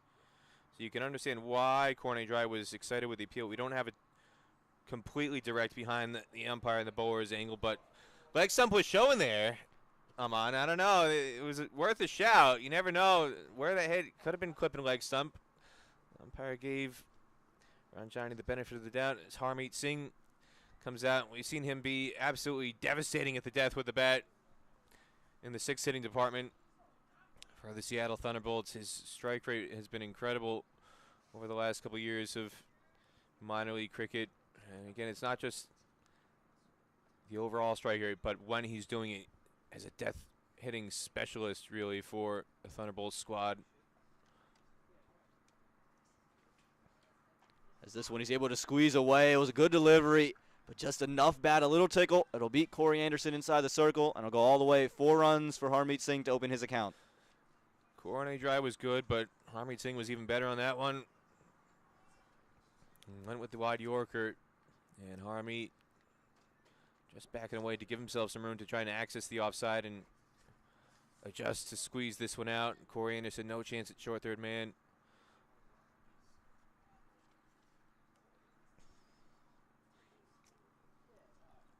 You mentioned Harmeet Singh's strike rate a little bit ago, and again, over 2 years of minor league cricket, 185. So he's someone who can get in there and really hit the ball. He's looking to find boundaries, and that shot there will prompt Cornet Dry to move third man back to the circle. As this one's hit straight back. Has he got all of it? Fielder there. And it's taken. It's good work there out in the deep. Cornet Dry gets his man. Harmeet Singh thought he just got all of it, but just enough to take it off, and Meet long off, and that'll spell the end of him as a 6-wicket falls for the Kingsmen. And again, even on that occasion, you can see how tricky things can be today. Because the fielder, initially, he came in a good 15 yards, and then all of a sudden had to backpedal. You can see him adjust very late at the end here, but still had plenty of room to hold on for the catch.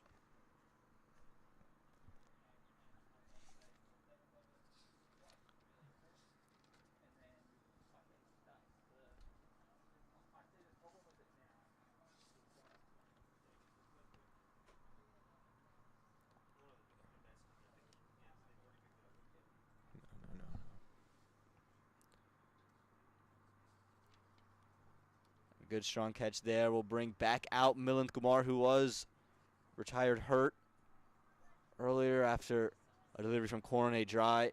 Just clipped that right hand. You can still see him shaking it out, but he's out there for his team. And again, situations is what these scouts are looking for. Let's see what Milind Kumar, who's more accustomed to batting atop the order, can do and just try to get going straight away.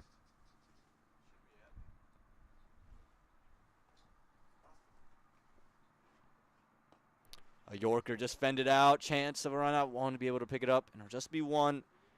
But the Fire won't mind that one. They're just trying to hold the Kingsmen. You would say under 165, under 160 would be their goal here. This is a good comeback in this over now by Cornet Dry. He's bowled 4 really good balls. He's just very unlucky on that wide Yorker that Harmeet Singh was able to jam out through third man, but this is excellent death bowling.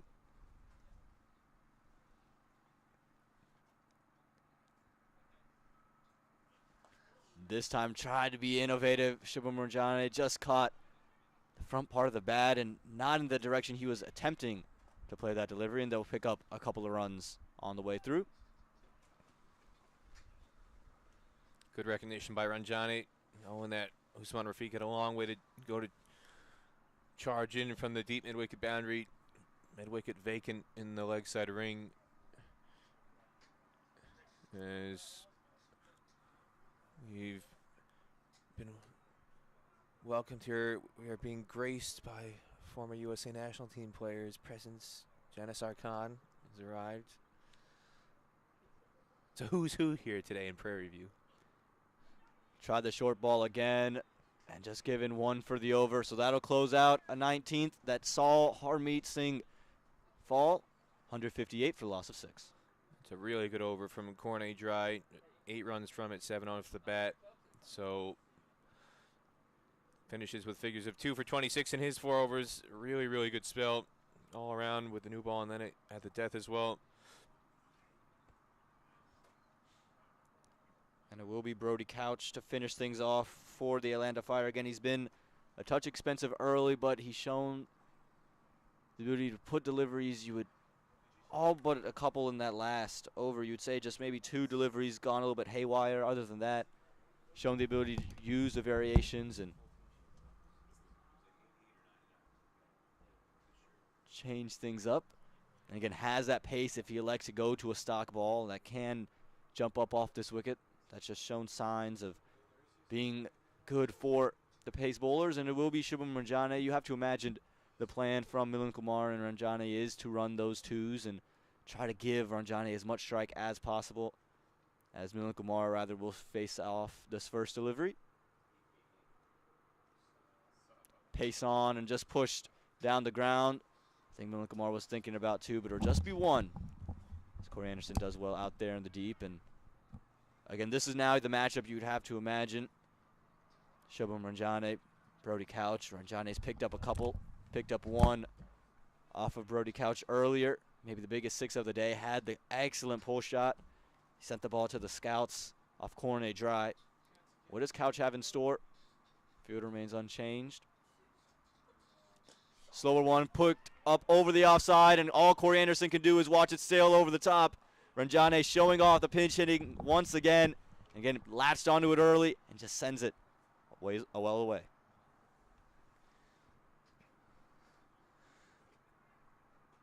Well, this is a rude welcome to Texas for Brody Couch, getting off the plane from Australia. And I think the assumption is that somebody with Big Bash League experience, he's just going to walk in and boss everybody around. Instead, shoes on the other foot today here, Aman. Yeah, Brody Couch, he just hasn't found his lengths as consistently, I think, as he would have liked to. Strayed in regions where you don't want to. And you can see the change in field as long off comes inside the circle, maybe suggesting that it will be shorter. It is shorter. It's pulled away, and it's in the gap. Was that 1 bounce, or was it all the way? We have to wait for the sign. It's 1 bounce over the rope for 4. And Shubham Ranjane, he's carrying over from Church Street Park here in Prairie View. Again, I talked about it before with Nikhil earlier. This is the kind of performance that'll catch some eyes. If you're using Brody Couch as a measuring stick, a Big Bash League bowler, and you're Shubham Ranjane playing minor league cricket for Seattle Thunderbolts, basically emerging out of relative obscurity, this is the kind of knock, especially at the death, that's going to turn some heads. And if you can get an opportunity from minor league cricket, parlay it into major league cricket, if you get tied with a franchise like the Knight Riders, you could be having a franchise gig all around the world before you know it. Again, short, somehow got a piece of bat on it. And really well stopped there by Smith Patel behind the stumps. It was an interesting shot. It was a slower bouncer. And Ranjane, the first time he saw a slower bouncer, he got hit in the helmet. This time just able to fend it away, and they get a single off of it.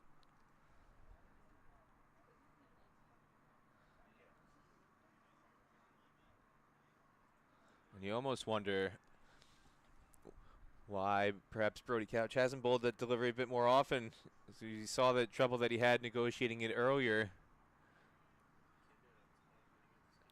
And that's 2 shots square. It feels like he went right between the grill and the top part of that helmet, just the bill of it.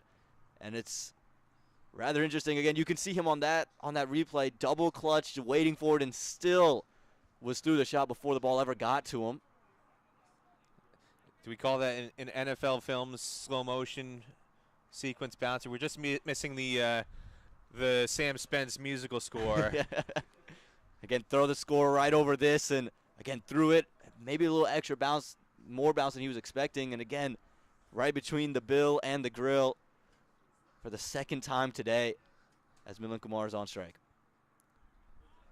And going to be a wide. And again, he's just trying to keep it out of the reach of Milan Kumar and gives up an extra there. And an expensive over already. 13 runs coming from the first 4 deliveries.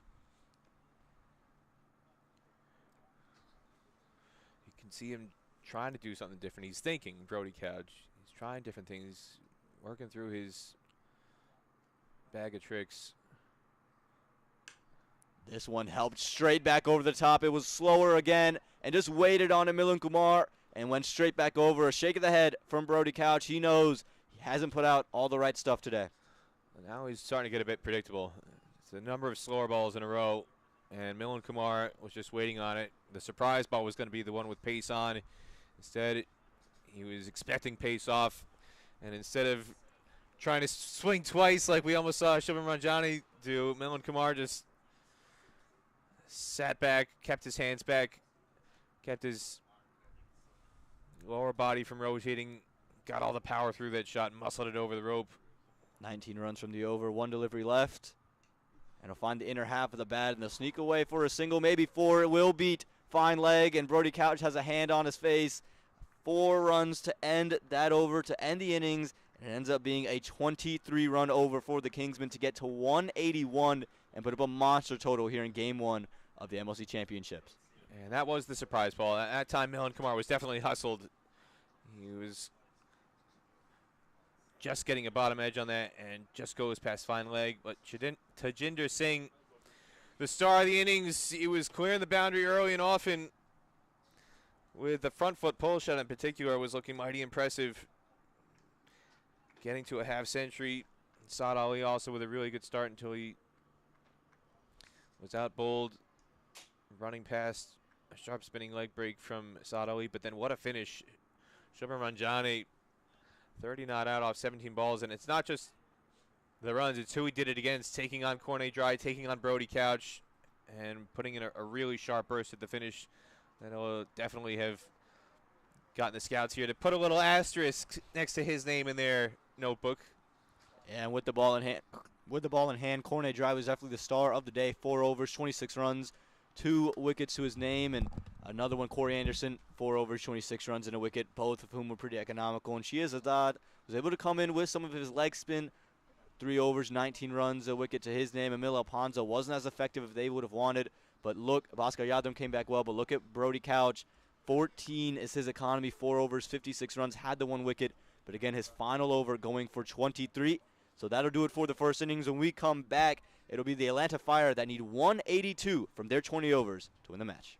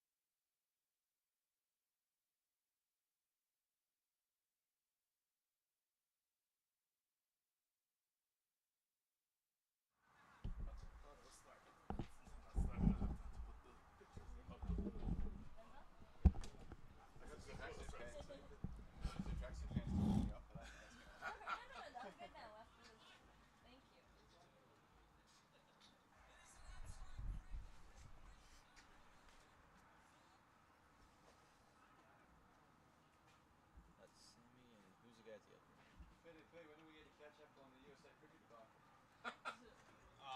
never a bad time. Got all week for that. Shouldn't be standing here, man. Mark for friends.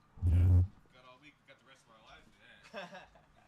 No shortage of opportunities. Some choice shots this week.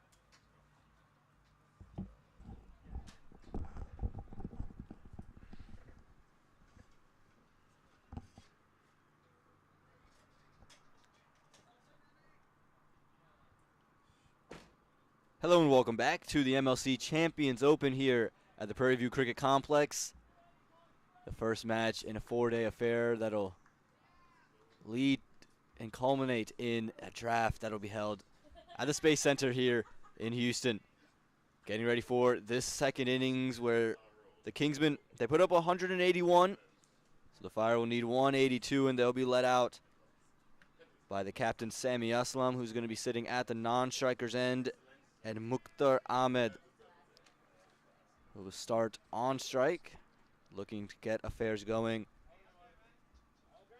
Mukhtar, who debuted for Pakistan against Bangladesh in 2015 and has 192 international runs in the T20 format, will look to get things going for the Atlanta Fire.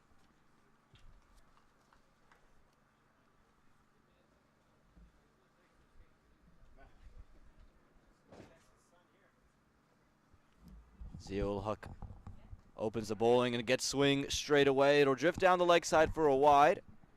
So the first run's coming for the Atlanta Fire, courtesy of an extra.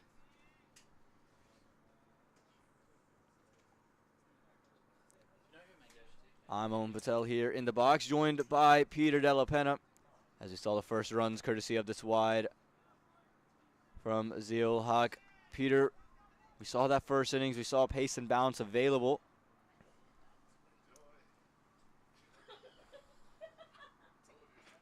As this one pushed wider. What do you think is the key here for the Atlanta Fire?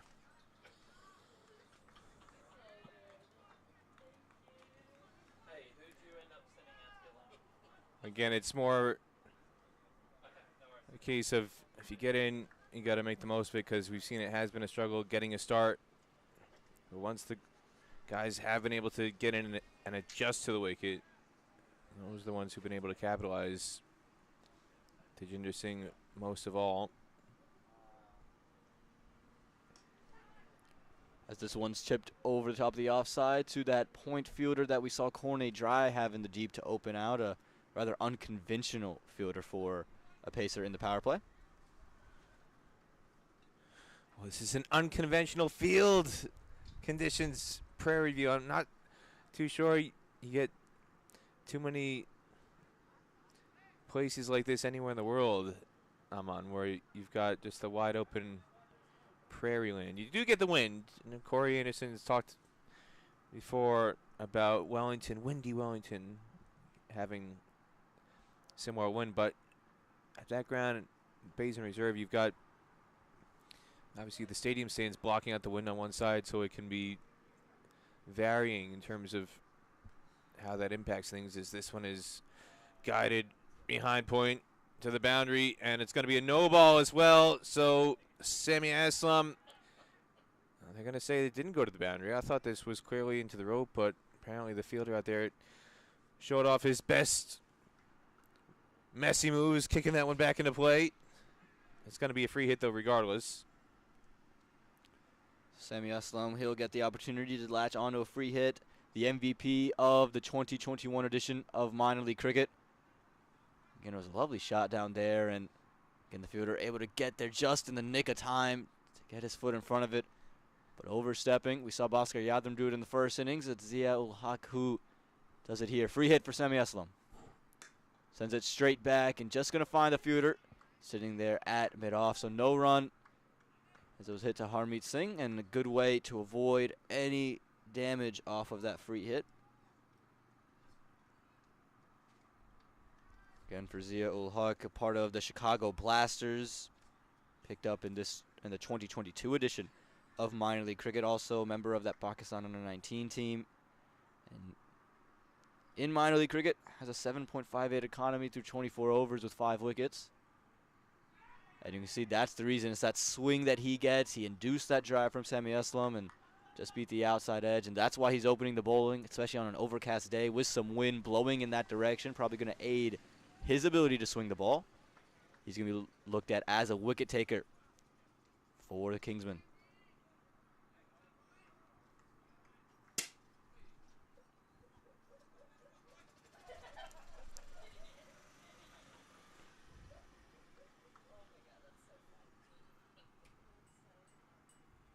This one straighter and just hit straight back, and good reflexes there from Ul Haq. Keep it to a dot ball. And outside the extras, it's been a good over so far. Again, he's only given up those 5 runs, and 4 of them courtesy of extras.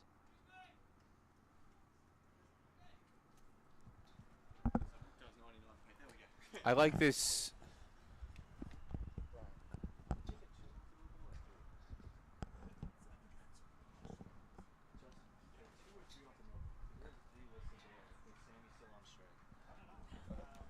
This one is guided to backward front. I like the politeness of the players on the field. Liam Plunkett is out there in the field for the Kingsmen. Somebody was walking in front of the sight screen. He goes, "Hello, excuse me.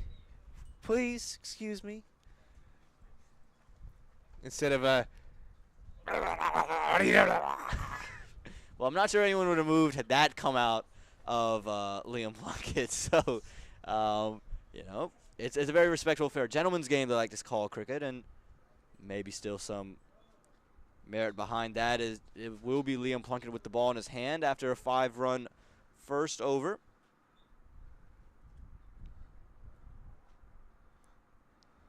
And again, we saw swing available for Zil Haq, and Liam Plunkett, when he did bowl in Mooresville, is the time I got to see him bowl up close and in person. That was the first time he bowled in about 15 months, and he still was able to move the ball. So expecting some swing here, and see what kind of pace he can bring back. A slip in place for him, along with a deep third and a deep backward square. So you can imagine he's thinking he's going to be on stumps and be straight. That one starts on off stump. Fended away from Ahmed.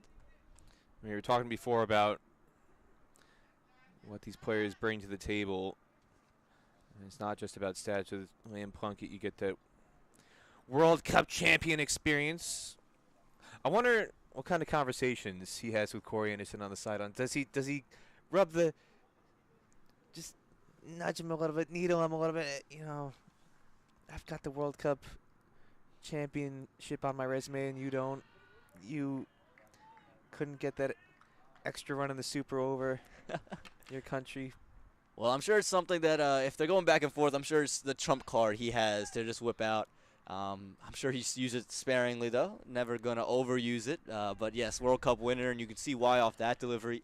Does that late movement away and just daring Ahmed to drive it on the up, and that's why he has that slip in place. For that thickish edge. I know Corey Anderson wasn't part of the 2019 final, but he was there in 2015. This one, it's an edge. I think he's got it all the way, though he has. The uppercut works. Liam Plunkett kind of standing there like, why did you not attempt it? It didn't look like it bounced that far away from the fielder, but it's well played from Ahmed, who just helps it over the top in the first boundary of the innings. Yeah, I mentioned before, Armando Baycott, even if you had Nikola Jokic or Joel Embiid out there, they weren't catching that one. Can't really fault the lack of a jump there, because that cleared the fielder at deep third by a good few yards. It was never going to be lassoed in. Well, Liam Plunkett, yeah, it started just a touch fuller, went short of that time. Goes back to being full, and it's just hit to that cover point fielder. Again, Liam Plunkett, another one of those names that you expect to be off the draft boards pretty high, pretty early. Just the experience he brings, the professionalism he can bring to a side, and again, you feel like just maybe a level head out there and understanding different situations. That vast amount of experience that he, Corey Anderson, they can say they have, and that's why you expect him to be one of those first couple names listed off on draft Sunday rather. As there's some swing that time, pushed into the offside, unable to pick it up cleanly is Harmeet Singh, and Hattie would have been interesting had he been able to hit the stump, so they'll take a single off of it. So far, maybe just a touch slower of a start here for the Kingsmen. We haven't seen the flurry of boundaries that we saw in those early overs for the Atlanta Fire. That second over, they were able to get runs basically on every single delivery, including a boundary. I tell you what I am curious about. Let's talk about World Cup winners, which I've never asked Liam Plunkett. You know, here, you get a ring. Get a championship ring. You win the Super Bowl, you get a ring. Do they get a ring for winning a World Cup? I'm curious about that. Well, it's a good question, and I think that's one we'll have to ask Liam Plunkett during the next break, as that ends 2 overs, 12 without loss. I know they get a winner's medal. Everybody gets a winner's medal at the presentation. But you don't walk around the streets. You don't go to a dinner at a high-end restaurant with a winner's medal draped around your neck. But if you got a ring on, it's a little subtle thing that you can show off. I'm going to be honest, seeing some of those championship rings, I'm not sure anything about them are subtle. They might give maybe a wearable ring. They might give you here's a low-key one, but not sure any Super Bowl or NBA championship rings are low-key, and I'm not sure that they want it to be low-key either, Peter De La Pena. Quite like your Hawaiian shirts. Nothing about them are low-key, as Zia Ul Haq will be back to bowl this third over. Just went for 5 in his first, and you're talking about 4 of those runs coming off of extras. And we'll start to the right-handed Mukhtar Ahmed and that lefty-righty combo here. Something to watch for. And this one just goes right onto stumps again. Ul Haq, he's digging it into the wicket on that occasion, and going to look to use his angle back into the right-hander. We see that cause a lot of problems in international cricket. See if he can create it, especially with the swing blowing, the wind blowing in that direction, helping his natural swing back into the right-hander.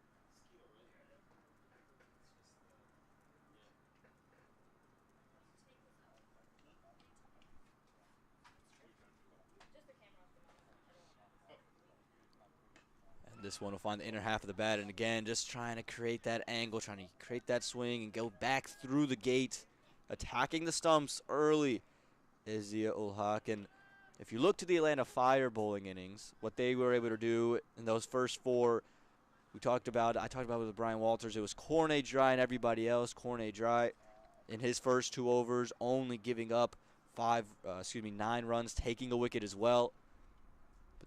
The Kingsmen are doing really good in taking the other bowlers on.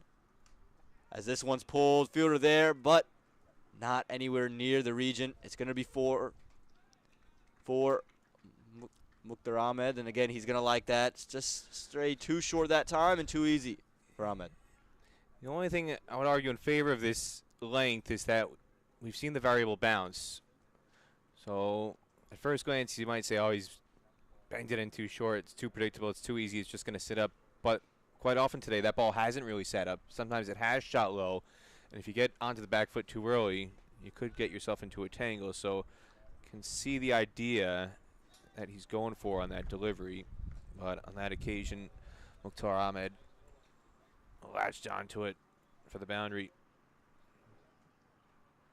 This time fuller and much wider.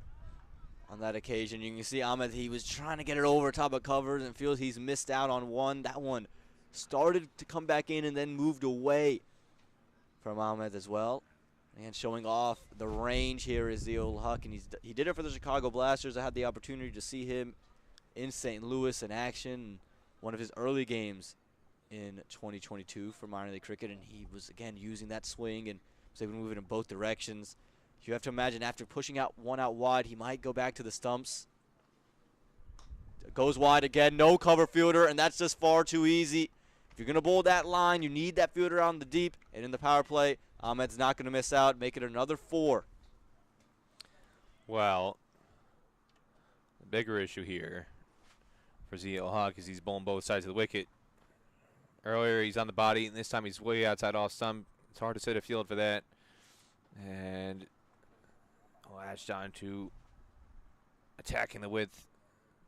Mukhtar Ahmed capitalizing on it for the boundary. Yeah, we mentioned earlier, Ahmed, he was never going to miss out on a delivery like that.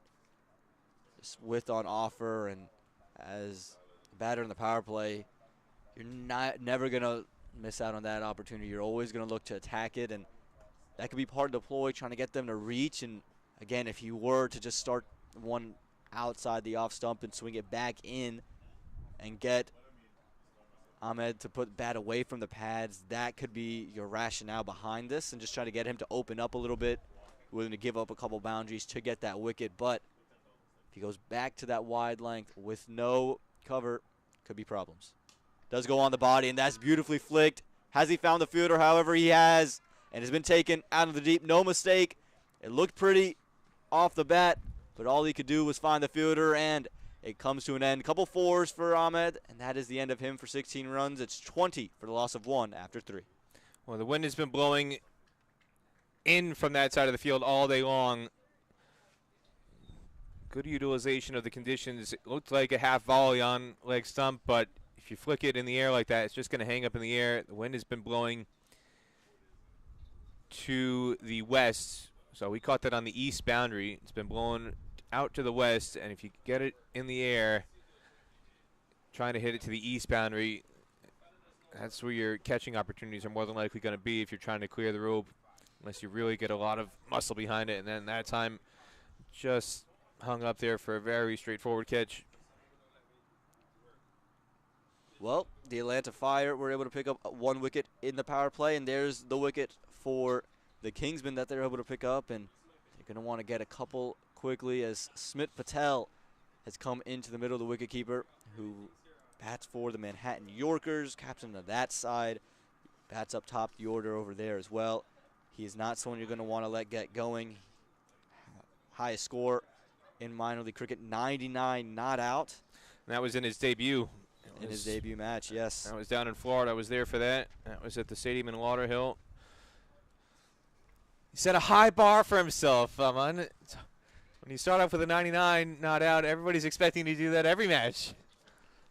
Yeah, didn't compete in 2022 due to a freak car accident, and glad he's okay and able to get back and going and full health as he joins Captain Sami Aslam in the middle.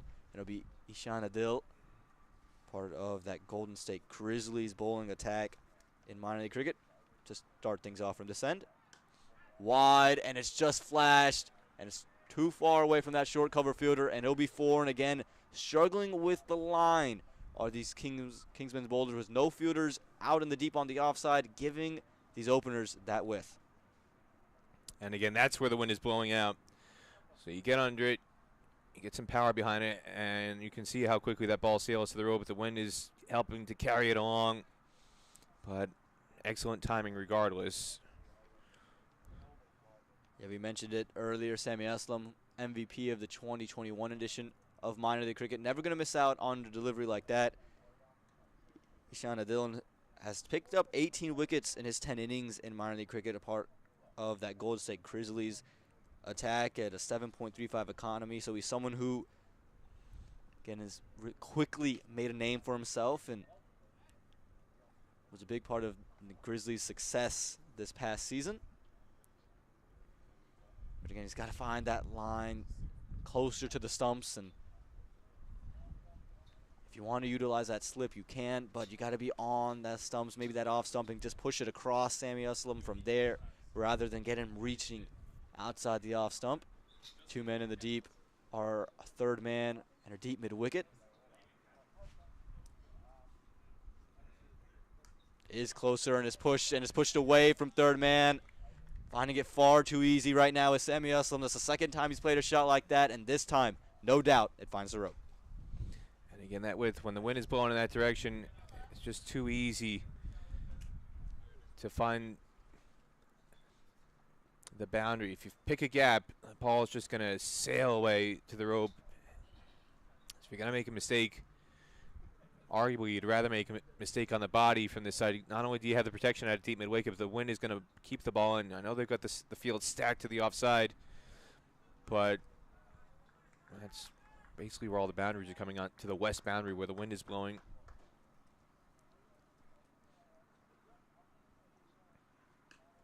This time is closer onto the body and no run on offer. That's better from Ishan Adil. That's going to be around the region you're going to want to be if you're Adil. And again, don't want to give Aslam width. We've seen anytime he's had width on offer, he's taken advantage of it. And keeping pace right now are the Atlanta Fire. At the end of 3 overs, Kingsmen were 20 for 1. The Fire, 20 for 1.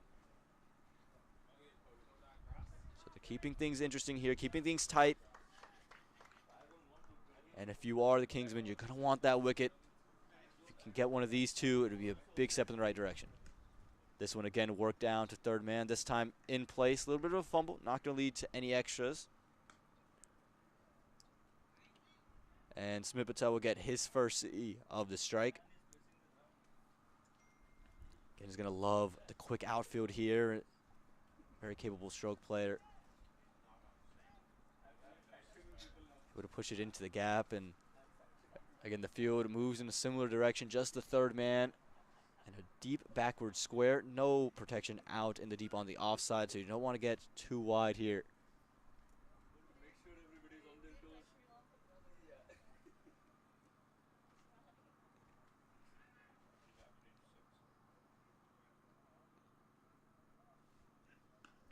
Starts right on middle stump. A much better start here to the righty, Smith Patel. It would pick up his second dot ball of the over here, as we saw just the 1 over stint from Liam Plunkett. They'll replaces him rather quickly. Get an opportunity for all these players to showcase their abilities over the next 4 match days, and again, it'll culminate in a draft that will be held at the Space Center here in Houston. Very exciting times for Cricket in America, and scouts here. They're all over the place and ready to see the talent on full display, as this one's clipped into the leg side. Going to find 1 out of deep backward square to end the 4th over, and the Atlanta Fire, after 4, 30 for the loss of 1. Now, not just the draft happening at NASA Johnson Space Center. I don't know if you've had a look at the website. The Moon to Mars Festival is happening all this week, and I got an opportunity to go last year during the Moon to Mars Festival that they had at NASA Johnson Space Center, and it's really an incredible display they have. Not only do you have access to the normal exhibits inside Johnson Space Center, but they've got a whole lot of vendors and people who are scientists and engineers who are demonstrating all the latest technology outside in an open concourse area at this Moon to Mars Festival. That the name behind it, Moon to Mars, what NASA's trying to do now with the latest space program, Artemis, that they've just relaunched, the latest shuttle program. They want to not only put somebody on the moon, but over the next 20, 30 years, they're hoping to not just put somebody back on the moon, and specifically they want to put a woman on the moon. The Artemis program. Artemis, I've got to get this right. Artemis is a Greek goddess. There you go. This is where the Percy Jackson knowledge comes in handy, as Liam Plunkett comes back into the attack from a different end. So something about the previous end was not to his liking. Help me out. Who's Artemis? Was she a goddess of, was it agriculture, or? I believe you're right with the agriculture. I want to say that's what it is. Something about development is the point. Anyway, they want to put the first woman on the moon. We've already had a man on the moon, Neil Armstrong. They want to put, yes, Artemis. You're pulling it up on your phone for me. According to Britannica, Greek goddess of wild animals, the hunt, vegetation, and childbirth. So all these feminine characteristics. And so they want to put a woman on the moon, and then after they put a woman on the moon, NASA space program. As this one is helped over the top, maybe touch the moon on the way down, as that one's going to be 1 bounce over the rope for 4. Liam Plunkett just trying to go with that short ball tactic. Just sat up, was too wide and too easy for Smith Patel. Yeah, they want to put somebody in orbit, just like this shot orbiting the ring, not the rings of Saturn, at the 30-yard ring to the boundary. And yeah, once they get somebody on the moon, lady on the moon, they want to get somebody to Mars. So all these exhibits, all these engineers are showing all the latest space age technology. And another 4 showing off the range of shots is Smith Patel again. This time the ball didn't sit up, but Smith Patel more than happy to stay on the back foot and help it into the gap. No protection out in the deep on the offside. And another 4 back-to-back boundaries for Patel. And again, the bulk of the runs are going to come through the offside. That's where all the efficient stroke play in terms of the west boundary. Now, I say the offside. It's the offside. It's the west boundary with Plunkett bowling from this end. That's where you're going to get your runs on this pitch with the conditions the way they are. But yeah, when I was there last year, I had the good fortune. There was an exhibit there where they had Italian astronauts. So the Italians making the contribution to the space program. And they said, I was curious about all the things with my Italian heritage, and I had no idea that there was an Italian element to the space program. And they said, well, what are you doing here? I said, I'm here for cricket. They said, cricket in the U.S.? I said, believe it or not, there's an Italian cricket team, gentlemen. And so they were blown away.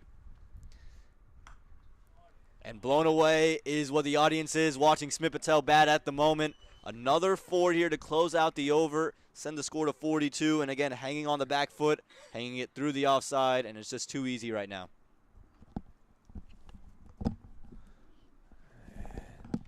Again, that boundary, you just get anything through that gap, especially during the power play, but even outside the power play, that's not to beat a dead horse, but that's where the wind is blowing, that's where the runs are blowing, that's where the momentum is blowing for the Atlanta Fire here. 3 boundaries in that over, conceded by Liam Plunkett, and Smith Patel and Sammy Aslam are looking awfully sharp here.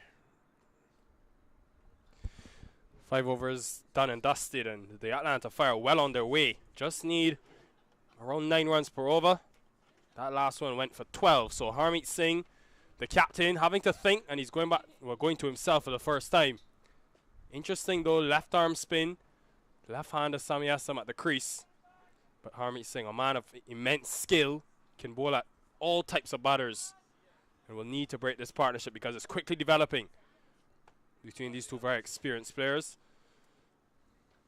Final over of the power play will want to close out well. Remember when the Kingsmen batted, they had a slow start to their power play and then really accelerated in the final 3 overs. Scored 36 runs between overs 3 and 6, and it helped that momentum continue throughout the inning. So can they finish this power play well? That will be the real question. And we're starting to see some of the guys who are going to take the field in the second match today. Shirley Van Skalkvik is walking in here. I see looks like Abiram Bolasetti, and it's in the gap again. There is that protection though in the onside. Does well. Keeps it to just 2. I saw Calvin Savage walk in a little bit earlier. Shirley Van Skalkvik, he's one of the Seattle Thunderbolts champion squad members of MILC Finals weekend last summer in Morrisville, North Carolina. Shubham Ranjani, we already saw the impact he had here today. Thunderbolts squad member. He's playing for Kingsmen. Just not very happy with something Harmeet Singh. Couple of times he's retaken his mark and his run up, but he has an arm ball which I think can be very deceptive on a surface like this. Very quick through the air. Can you see he's just sliding on, but that's what Sammy Aslam wants in this power play. He's so good at making great use of deliveries with width, like he got on that occasion. Only 2 though. Good fielding in the end. It was great fielding. Again, when you consider how much the wind is taking the ball away in that direction, that's not easy to track a ball down to save it before the rope, but well done to save 2 runs there.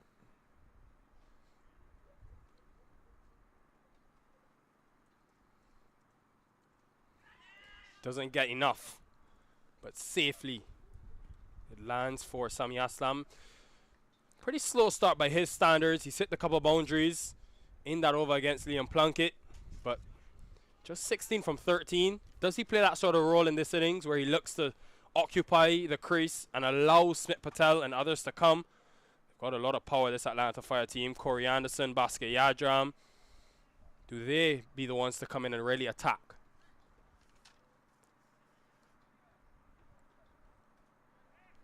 Will help Harmeet Singh that he has a very experienced mind in Leon Plunkett on the field to help him with many things in terms of field setting, decision making.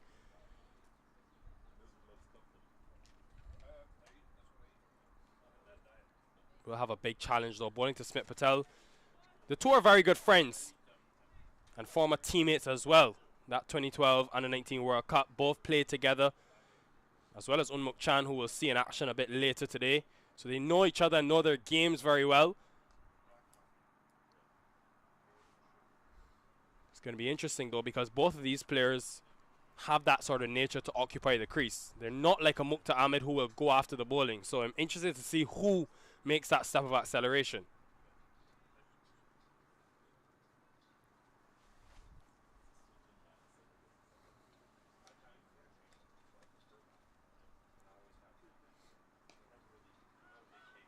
Again, well fielded. This is an excellent over. Just 6 runs from it. How important was that final over? They got 20 runs from it, the Kingsmen. They were only 158 after 19 overs and got up to 181. 23 runs coming from that final over.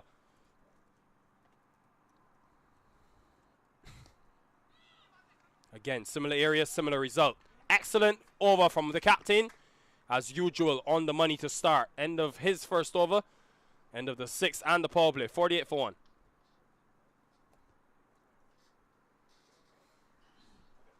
Well, if you're joining us for the first time, welcome to the MLC Champions Open here at the Prairie View Cricket Complex in Houston. 4 days of action, 8 matches, and 4 teams as well. So,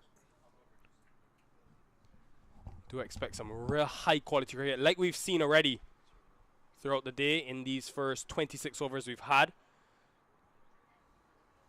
And it's going to be Ihsan Adil.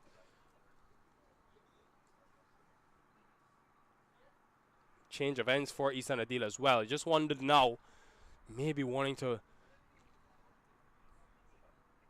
run in against the wind, but it does help his deliveries just to tail back in with that added wind, and it's helping him. So could definitely see the reasoning behind wanting to switch ends to come from this northern end. Such a skillful bowler though, with a strong wrist behind the ball. Ihsan Adil gets that sideways movement, especially on surfaces like this where you have that live green grass.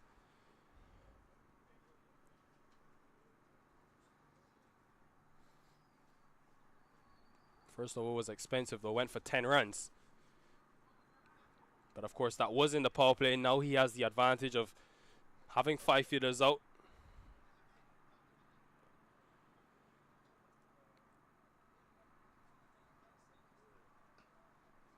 Very straight this time, but no ball signal, so it's going to be a free hit. And clearly overstepping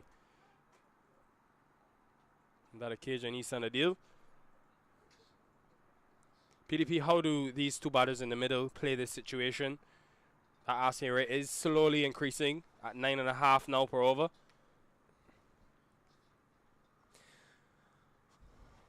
What you do see in T20 cricket nowadays, franchise cricket, is just trying to stretch the match over. Stretch the match out, I should say. So even 10 and over off the last 10 isn't really insurmountable.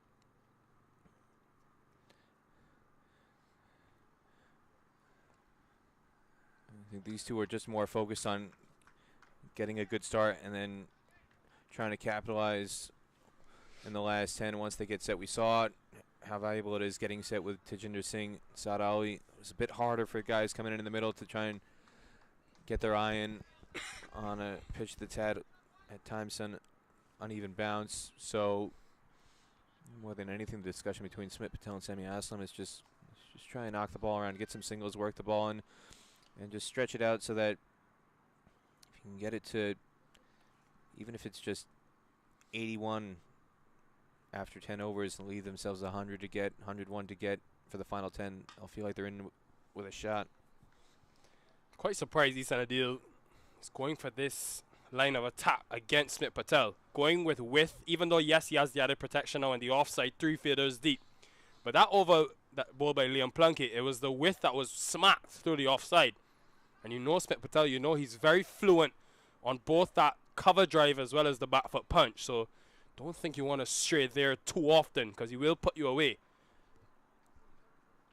Just assessing things at the moment, the Atlanta Fire, ensuring that they have wickets in hand going into the last 10 overs where they can really attack. They've got some power to come in that batting lineup.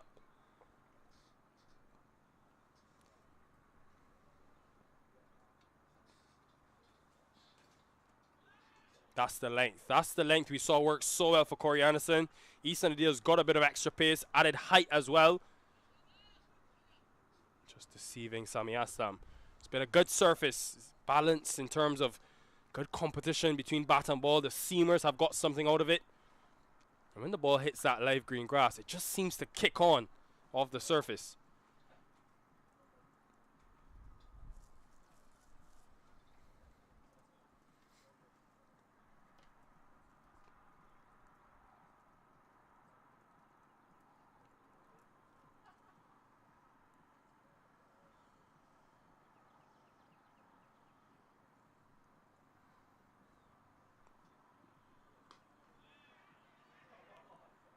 Run out chance. Had he hit, I think Sami Aslam may have been in some difficulty, but gets home in the end. Good comeback though from Ihsan Adil. First over went for 10. He's clearly found that right length. And because of that height, he's getting some extra bounce on this surface, making it difficult for these two in the middle. Just wonder how long before the shackles come off for these two batters.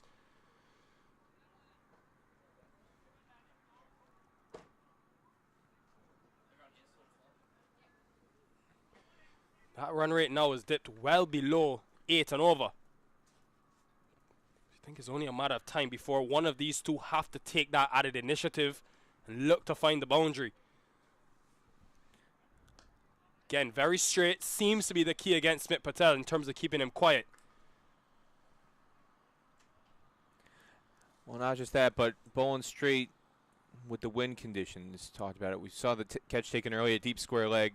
The wind is blowing out to the west, so you're bowling from this end, and you bowl straight, so they're trying to hit to the east where they're hitting into the wind. It's much, much more difficult to clear the boundary. He's got the long line on the deep square leg in place.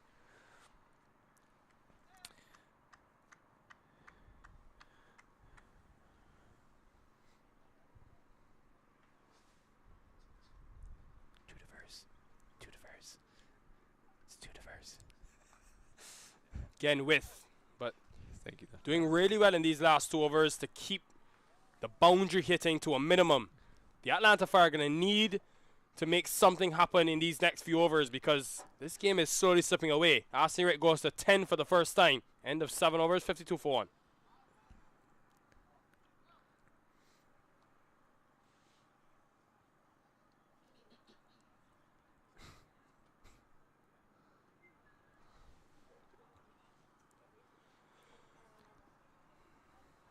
Still there's plenty of batting to come.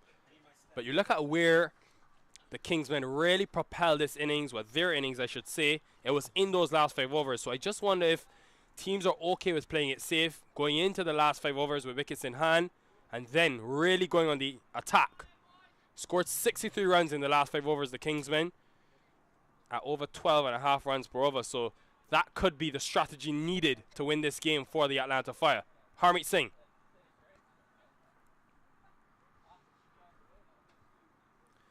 Will be interesting to see how he uses his overs. His 4 will be very important. And we are seeing a trend grow in terms of bowlers, spinners especially, bowling in the last 5. Didn't see much of it in recent years, but the T20 game has continued to evolve. And in the minor league season, he bowled the 16th, 17th, even the 19th over at times, just because of his importance and his consistency. Again, can't find the boundary, Sami Aslam.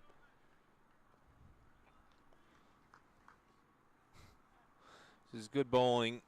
And then, again, that's the advantage of batting first, being able to see how the conditions are working. It's not just the pitch, but the adjustments to the wind.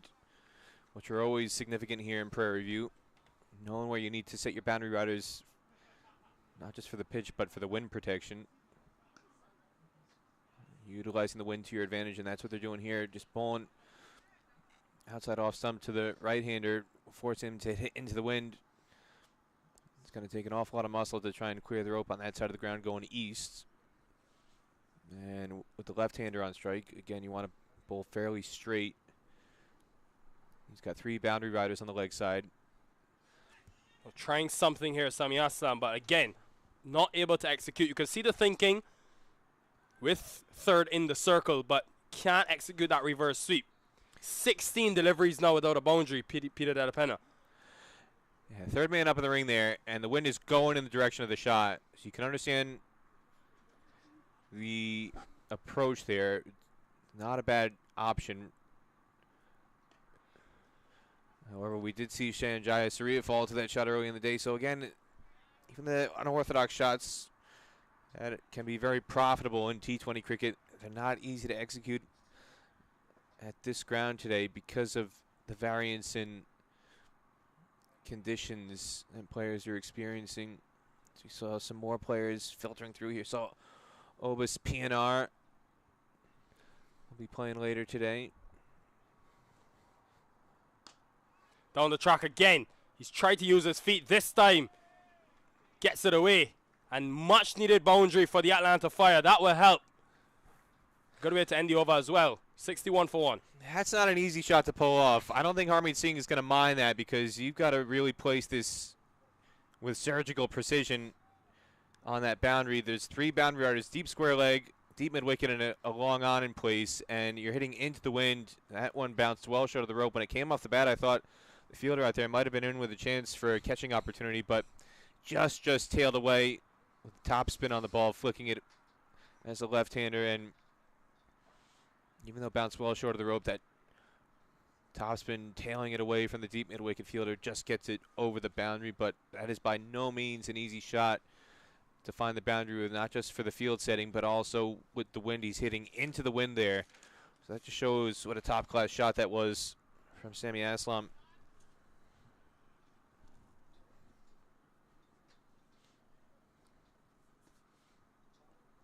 Will be Ihsan Adil to continue for a third over. Bit of a surprise roll of the dice from Harmeet Singh. I think he was very happy with what Ihsan Adil was able to do in that last over, which just went for 4 runs from this end. And because he has added options, given the strength of this Kingsmen team, he may think that he can just gamble, bowl this extra Adil over, looking for that wicket.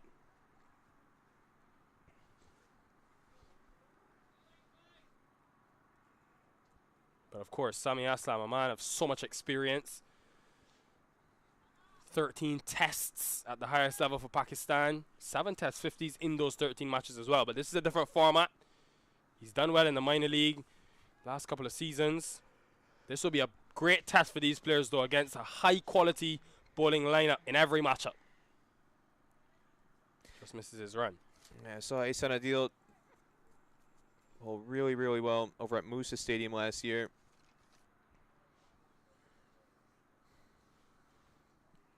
Been somebody who's been on the radar now for some time since coming over to the U.S. to play in minor league cricket.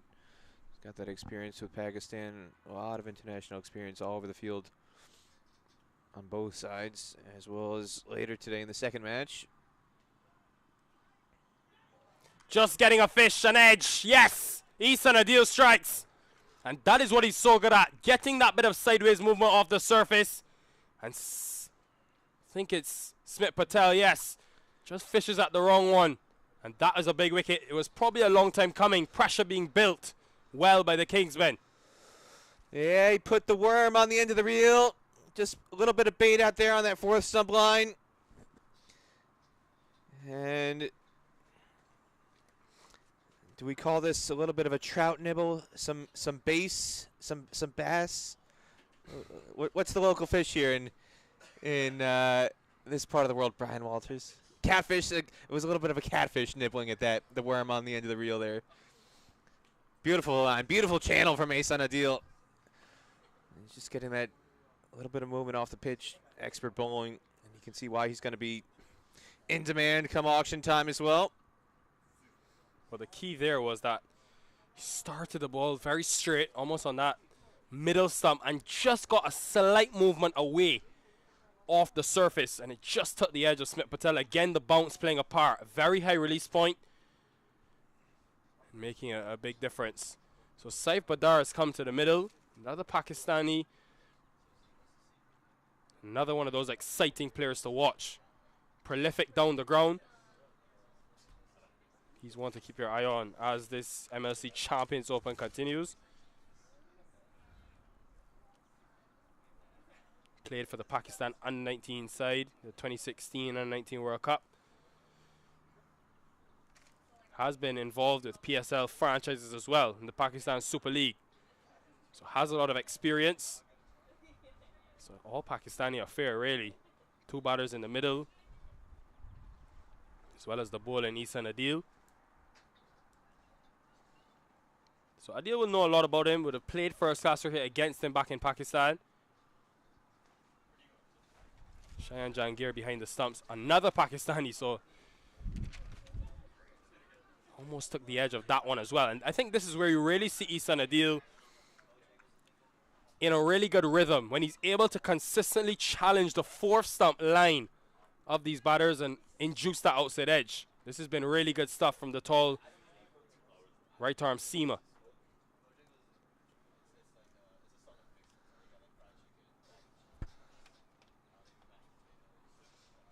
Yeah, you can see that height, why Cornet Dry was so successful. You get some height, you get some bounce, you get a little bit of movement off that pitch. That's that style of bowler has been succeeding today on both sides.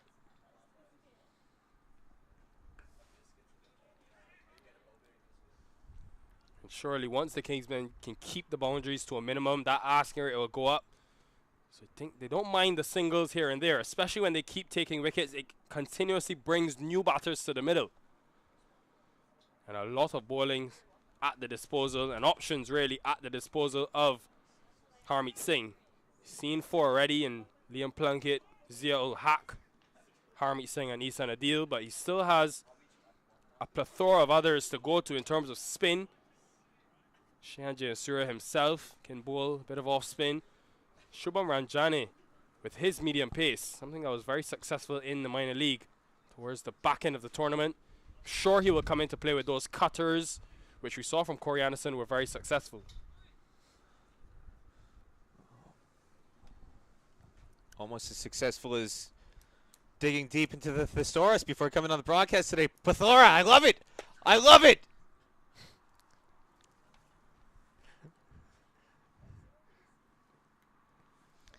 Goes short this time. There is a man in the deep waiting, and he takes the bait. Sami Aslam, the second wicket to fall in the over, and the Kingsmen are turning up the heat. He's reeled in the whale. Much bigger than a catfish. Sami Aslam, the whale. Big wicket. And Ihsan Adil. Is he Captain Ahab?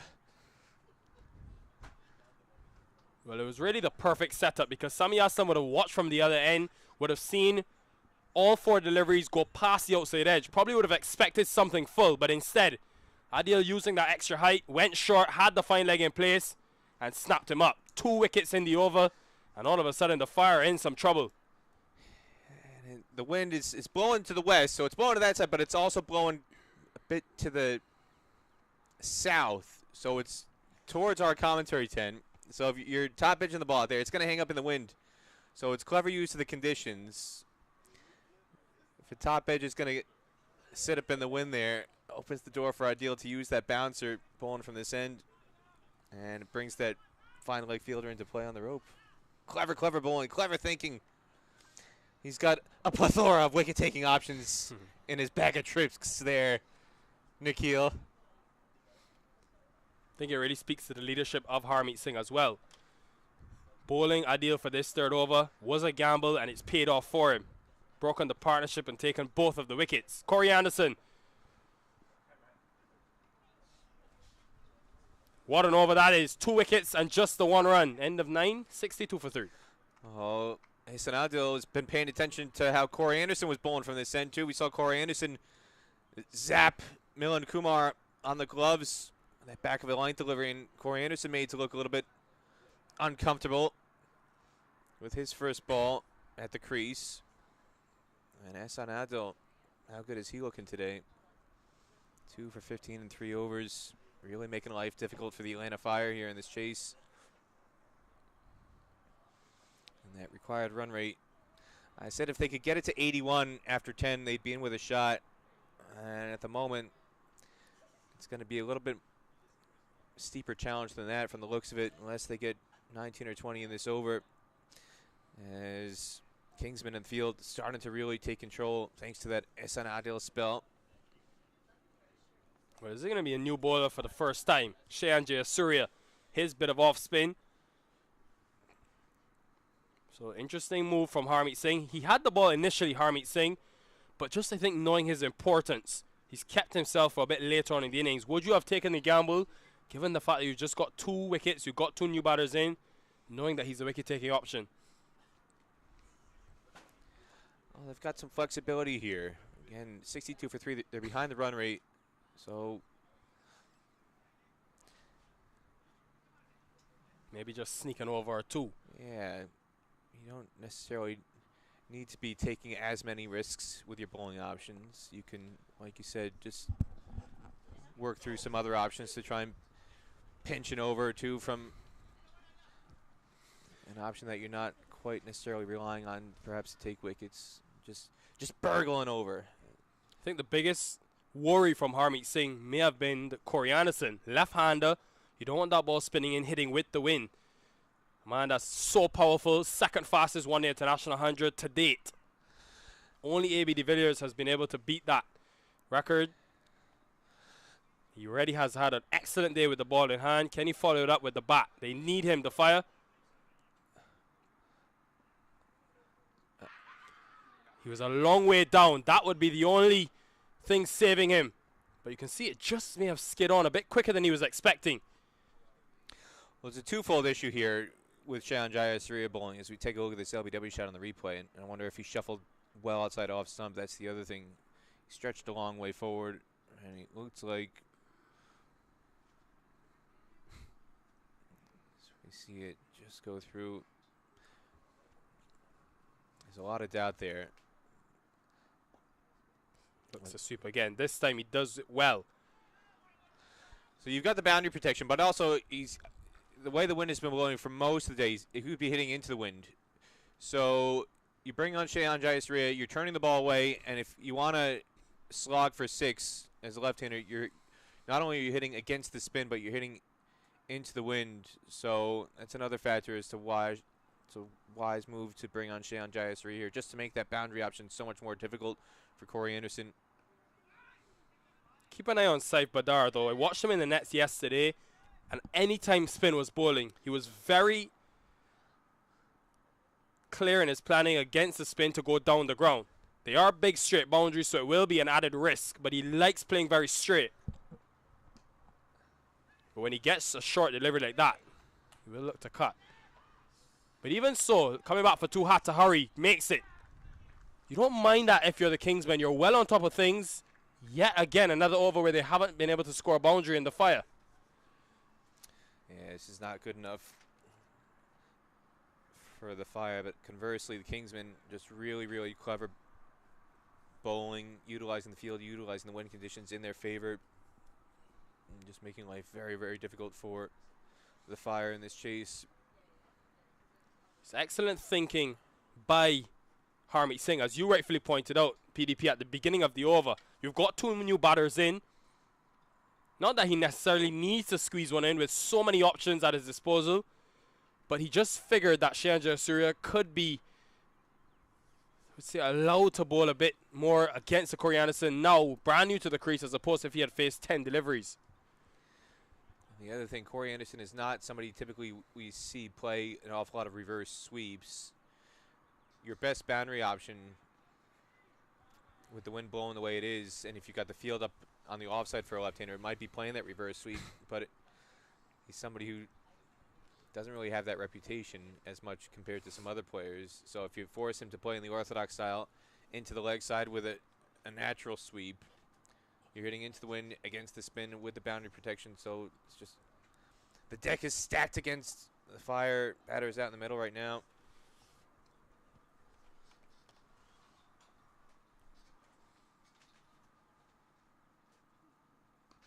Excellent from the Kingsmen.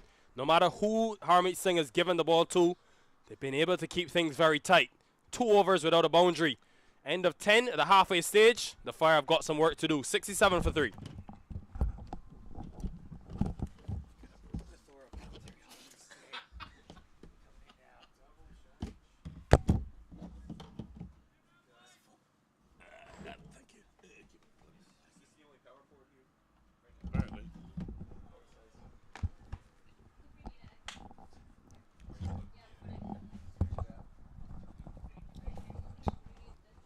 Hello and welcome to the MLC Champions Open as we head to the last 10 overs of this first match. I'm Aman Patel, joined by Brian Walters. Brian, we've seen the Atlanta Fire struggle to really tee off at this stage of the game.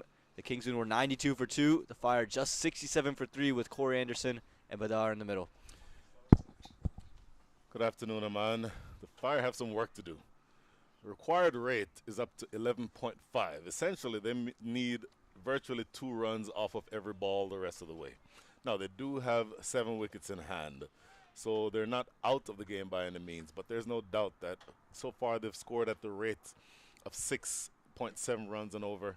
They need to add another 6 to that virtually to be able to compete in this match. And the bowling so far has been excellent. Everybody who Harmeet Singh has given the ball to has given him exactly what he'd need from it. And there is no question that the pressure is building on these 2 at the wicket. Corey Anderson, of course, has been there before, so he knows what to do. Saif Badar, 5 from 6, both of them relatively new to the crease, but the hill to climb is steep. And speaking of giving the ball to the different bowlers, it's Shubham Ranjane to bowl his first delivery. Showed off with the bat with a quick fire 30 to get the score to 181. See what he can do with the ball in hand. And you see this option because I think he's just going to keep Saif rooted to his spot. You heard Nico talk about it earlier. He likes to use his feet. You can see the keeper up at the stumps and just that pressure. If you can keep it on the stumps, keep the batter rooted there, just takes away a lot of options in terms of scoring. That is excellent work. The keeper coming up to the stumps to limit exactly what you just said. So, you know, for medium pacer, that's a high level of skill to be able to do that. This one is an outside edge, and it flashes over the top. We talked about it. He gives just a little bit too much width. It was a genuine outside edge, but any bit of bat on it with no protection out there was going to race away for 4. Well, they say if you go after it hard outside off stump. A half-hearted shot would have landed that ball directly in the lap of Shehan Jayasuriya at short third, but it flies over his head, and he doesn't even bother chasing after it. He just sort of ends up recovering that ball, easily going away for 4. So they need as many of these as they can get, the Atlanta Fire. That required rate still hovering around 11.48. So remember that they need something close to 2 runs off every ball. They certainly have it here with that delivery, but there's 4 more balls to go. Let's see if Shubham Ranjane can make that adjustment. This time is straighter and back of a length too, and just punched down the ground for 1. That 4, Brian, the first 4 in 2 overs. So they desperately needed that. They need a lot more of that came from, as you mentioned, the run rate climbing up towards 12. But if you want one man in the middle, you want Corey Anderson there. You know he's got a lot of power. He can really send the ball around the park, and he's played on this wicket a heck of a lot through minor league cricket. Well, the 2014 version of Corey Anderson broke my heart as a West Indian several years ago. Fastest century at that time, 1-day century that is. These days, a little bit older, but still tremendous amount of power. And look to take the kitchen sink to that one there. Threw everything he had at it. Might have just stayed a touch low and just over the top of the stumps. And wow. I think disbelief from both Corey Anderson and the Kingsmen. Really interesting. So with the last 5 overs, let's include this current over ongoing. They've only scored the Atlanta Fire 24 runs. So the run rate is slowing down at a point where they don't need it. Well, there's a one way to keep it from slowing too far down. Is a 4 straight back down the ground this time. Very watchful. Saw it all the way through. Ranjani is saying, well, how couldn't long gone not got there? Well, it was a fast outfield here, and Corey Anderson took advantage. Well, looking at this, Corey Anderson plays this shot off the back foot, leaning back, almost in position to cut that ball, but he ended up playing it straight and piercing the gap between long on and long off. They need several more of those types of shots. But again, Corey Anderson, I think, not only has the power to be able to pull off such an accomplishment, but the experience that he has, I think, will go a long way toward getting the Atlanta Fire towards that total. This time, a little extra bounce. You see the fingers get rolled over it, and we saw that in the first innings. We continue to see it here in the second, and that'll end the 11th over, 76 for the loss of 3.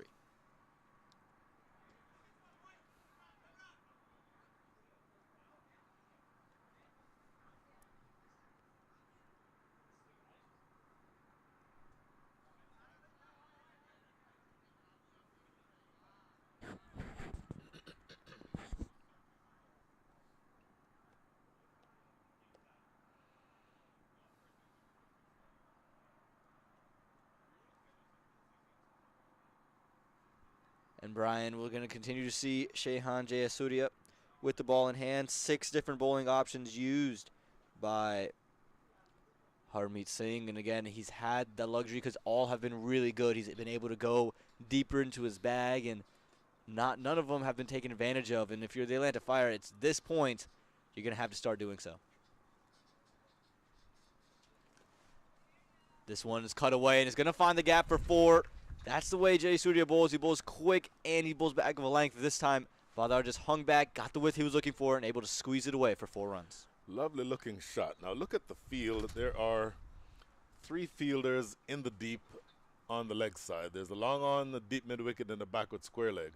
That tells me that if you are Jayasuriya, you need to be bowling a little bit straighter. That ball is well outside the line of off stump. And in fact, now you see him make the switch bowling around the wicket, which I think is going to be asking the batter, specifically Saif Badar, to hit in that direction. This time on to the legs, and as you mentioned, Brian, hitting in that direction with all the protection out in the deep. They're not going to mind the ones at this stage of the game. It's really the boundaries that they're more concerned about. So if you are the Kingsmen, I think you'd rather him be closer onto the body than he is away from the stumps. There's no question. And this is intelligent bowling. You know, I think you could rightly say that that ball that was too far wide outside off stump was an error. But he makes the adjustment. And this will be an interesting matchup for me. Use of the feet and straight back. Corey Anderson, you look to maybe come down the track and take him over the top. Jayasuriya spotted it early. A little bit of extra bounce and a very, very easy catch for Shehan. And there you go. There's Corey Anderson gone, and another wicket falls for the Atlanta Fire.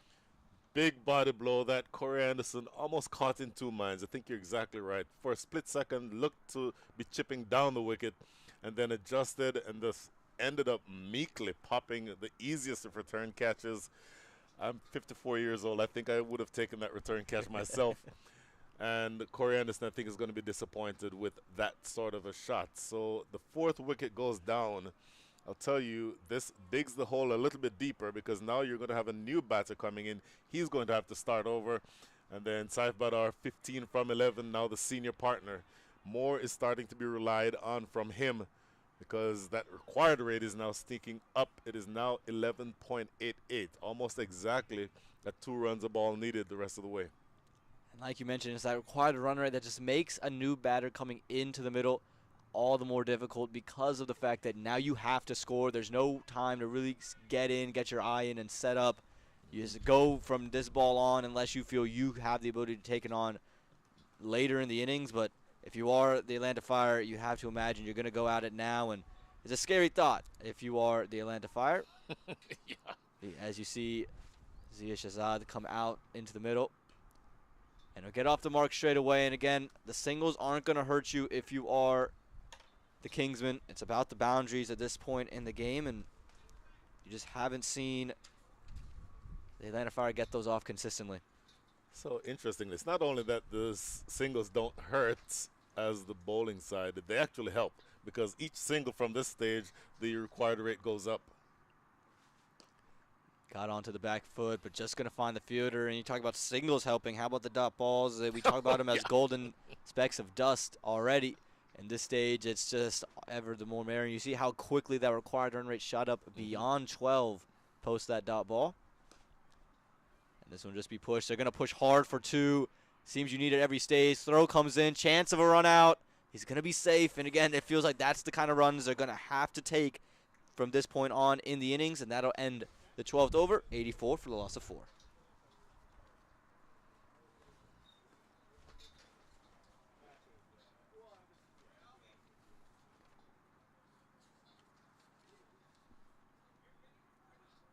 Brian Ziya-Shahzad, who's a capable bat himself, strike rate above 110 in minor league cricket as a part of the Golden State Grizzlies.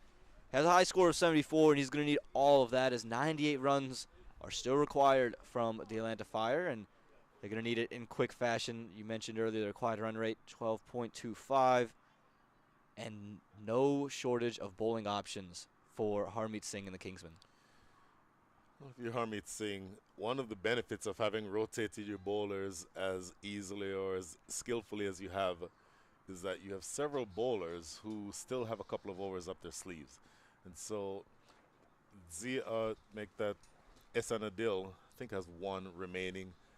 But all of the bowlers so far have done very well, with maybe the slight exception of Liam Plunkett, ironically, who's the former Test and one-day ODI England bowler. He went for 12 in his first over, but apart from that, the rest of the bowlers have absolutely carried the day. And going back to Liam Plunkett here to see if he can buy a few more cheap overs and continue to turn the screws. And a delay. They said, wait, and it's going to be called a dead ball. Liam Plunkett, I'm not going to say is too happy about that one, but you could hear the cry of wait from the very beginning. So that one's going to be ruled a dead ball. But you mentioned it. Liam Plunkett might be the exception of being expensive. It's quite the opposite when you look at the Atlanta Fire bowling attack. You saw Cornet Dry was economical. Outside of him, it felt pretty expensive all the way through. You did have Ziya-Shahzad, who came in with some leg spin towards the end and really rattled things back. But expensive was the theme you felt for the Atlanta Fire. For the Kingsmen, outside of Liam Plunkett, you've seen everybody keep it to maybe a boundary every 2 overs. And that's the kind of bowling that's going to help you defend 180. It's going to help you defend 160, 120, whatever you want to throw out there. So the Kingsmen, they've been very clinical here so far. Absolutely. So 98 more runs needed for victory. They need 98 in 48 deliveries. So the hill to climb is steep. It will be interesting to see how quickly Ziya-Shahzad switches to attack mode. Again, just a single out to mid-off. And you see, didn't even worry about throwing it. Probably could have been interesting had he made contact, but it's not even worth it. The singles, as you mentioned, they only help you at this point if you are the Kingsmen. And you can see Ziya-Shahzad and Liam Plunkett just sharing a couple of words as well. A smile on Liam Plunkett's face at the end of the exchange. Ziya-Shahzad now faced 2 balls and scored 2 runs. What I started saying a second ago is, at what point does he feel the need to start cutting loose? And of course, not just Ziya-Shahzad. Saif Badar has been there now for 13 deliveries. He's on 17 with 2 fours. Maybe it's incumbent upon him to attempt to take the bull by the horns. Well, there's a bull by the horns. Has he got all of it? Yes, he has. That indeed. And you talked about it. When do they switch that gear? Badar, who's been there for a minute, he's going to be the one to take it on and takes on Liam Plunkett all the way. Good enough for 6 runs. Well, I don't mind that at all with the angle, right arm over the wicket, slanting in, just getting it, I guess, in the not quite in the slot, but the line was probably a little bit too straight. It was probably a middle stump line. So he goes through with the shot, Saif Badar, and is able to elevate that ball. Now, what I want to see is that ball outside off stump. Make him play from there. This one is right on the stumps and just worked into third man for 1. Again, no real intensity to throw that ball in from the inner circle because they know it's the 6s, it's the 4s that are going to change this game, not the 1s. No need to worry about those quick singles and maybe have an overthrow for 4 and then boom, it's just a whole nother situation. It's just been really smart here from the Kingsmen all the way through. This one short, pulled away. Fielder coming around and just going to keep that one off a fumble, and they are going to get 2 quite easily in the end, and that can hurt you in the end. Those 2s are going to be vital for the Atlanta Fire if they want to make a run at 182. A bit of fumble. That's more, I guess, a psychological body blow than an actual body blow, because even with that fumble, you're still looking at a required rate that's exactly 12. So look to watch how Zia Shazad Zia Shazad closes this over out, because a big part of it is going to be capitalizing on the last 2. Well, this one's short, top edge, and it's going to be over the keeper and going to be 4 runs at the very least. And again, Liam Plunkett, you can see him try to employ that short ball strategy. The only problem is when that much bounce comes through, any bit of bat on it is going to race away for 4. We'll see here on the replay, he actually tried to pull that ball from wide outside of off stump. Interestingly, I think if he stays back and cuts that, he gets more runs in the third man area. Well, he got 4 runs anyway. but No harm, no foul. No harm, no foul.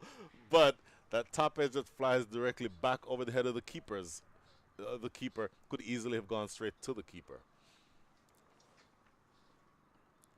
And this one just pushed into the offside by Liam Plunkett, so it will be that single to end the over, and probably the best over we've seen for the Atlanta Fire since that Liam Plunkett over in the 5th over. Liam Plunkett continues to be expensive. 13 overs gone, 99 for a loss of 4. Well, it's interesting. Let's just note that 15 runs came off that over. So you went into the over needing 2 runs off of every ball. Well, you got that plus 3 in that last over. So you're going to need a lot more of that if you're the Atlanta Fire. But at least, let's just say the ship is going in the right direction. Captain has adjusted the rudder, so to speak. I'm failing in my my navigation, seaward navigation analogy here. But let's just say you will accept what you just got for the Fire from these 2 batters, Saif Badar and Zia Shazad. Saif Badar now up to 24 from 15. Zia Shazad 9 from 5 with that 1-4. So big picture, you still need another 83 runs from another 42 balls. It's not by any means going to be easy, but let's just say that the psychological impact of having the required rate come down in that last over, I think, puts you in good stead and makes you feel like you can push toward hopefully what would be a victory if you're the Atlanta Fire. Well, Harmeet Singh, seeing that 15-run over, brings himself on as he sees the right-hander on strike. This one in the air and just away from that man sitting there at point. Hands on the head for Harmeet Singh as they'll come back for 2. And again, good running from Shazad and Badr. And on every delivery that's not a boundary, they're going to need 2 runs. And you can see them with the intent straight away to come back for 2. It felt like they were always going to come back. That's exactly right. And, you know, if the ball doesn't go directly to that sweeper out in the deep, I think, yeah, you all absolutely have to push for 2s. This one pulled into the leg side. They're just going to settle for 1. Infielder came into that one storming. And Harmeet Singh, this is why he's brought himself back on. He knows he can quicken it up through the air, keep it on a length, and not give any easy shots for these 2. And again, we'll see if Badar elects to come down the ground or if he wants to sit further back in his crease and try to carve that point region. Stays full and just worked into the leg side for 1. Again, Harmeet Singh, he'll take this all day. Well, Harmeet Singh will enjoy bowling to these 2 right-handers.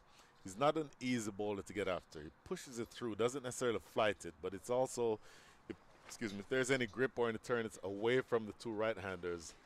And so you're asking both of them to go big over the leg side when the reality is the ball is turning away, as that one is played into the cover as a sweeper out there coming off the boundary to just limit the damage to 1. So just 5 from the over so far, 2 balls remaining, and the hill is starting to get a little bit steeper again for the Atlanta Fire.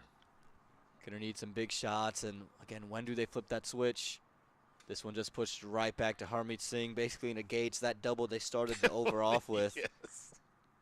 And again, Saibadar, he's showing off the flick. You can see him practicing a couple of times. One of these occasions has gotta have to be a pull.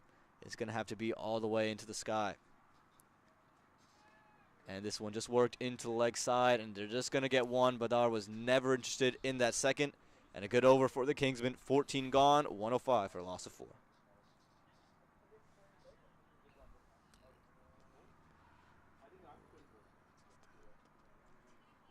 And it's getting some drinks now are the 2 bats in the middle. And Again, with 6 overs to go, this is where now you have to tee off. Don't really have any more time. The required run rate over 12, almost touching 13, and your run rate's only 7.5. You're going to have to get going, and the task is never getting easier. You're not going to get really a break with any of these bowlers, as you see Zia ul Haq coming into the attack. So again, no breaks coming for the Atlanta Fire. What an advantage it is to have not just a left-arm spinner, but a left-handed pace bowler. A left-handed pace bowler of Zia ul Haq's stature, who's played at the highest level for Pakistan. Didn't look necessarily very threatening when his first over, but he finally eventually found his right line and length. And I expect for this action from left arm over the wicket, slanting across both right-handers, that they're going to be finding it difficult to turn and play him away on the onside, which is where the power game is going to come from. So I think if you're Harmeet Singh, you'll accept an over here that goes for 7, 8, 9 runs even, because then that continues to turn the screws even more. And with the batting attack left for the Atlanta Fire, you still have Bhaskar Yadram in the wings. So batting to come is this one. Well, there's the innovation there. Just cramped all the way over to that off stump and just basically ramps it over the top of that fine leg inside the circle. And Saad Babar said, you know what, now's the time to go. Pace on, I'm going to take advantage. Well, in looking at this, I mentioned with the left arm over angle that the ball would be slanting across. Well, this is not slanting across. This is directly at the batter's body from over the wicket, which makes it a much easier hit for the right-hander. And then with fine leg inside the circle, all you needed to do is just elevate the ball over that fielder. And that's the easiest of the 4s that will be hit today by Saif Badar. He's now up to 30 from 19. And that's just understanding where the fielders are. He sees there's only one man out on the deep on the legs on the offside, and that's just your deep point. So if you were going to attack there, it probably would have been back of a length. Understanding probably going to be on the body with deep backward square, with a deep mid wicket, and you also have yourself that long on fielder. Understanding he's probably going to be on the body line at some angle. So he just moves all the way across the stumps and gives himself the room and the ability to just navigate it in different pockets. This goes short again, and again misses that fine leg fielder. And again, 4 more. This could be the over the Atlanta Fire were looking for. And Saif Babar, he's pouncing on Zia ul Haq. I have to say, and Zia ul Haq has played the highest levels. This is a short ball that is going down the leg side. This is even more down the leg side than the previous delivery. So anything on that, bat, glove, it wouldn't have mattered. With fine leg inside the circle, that's going to be 4 every time. So it's just a matter of going back to the basics. My goodness, get that ball on off stump, short of a length. That really is all that's required from here.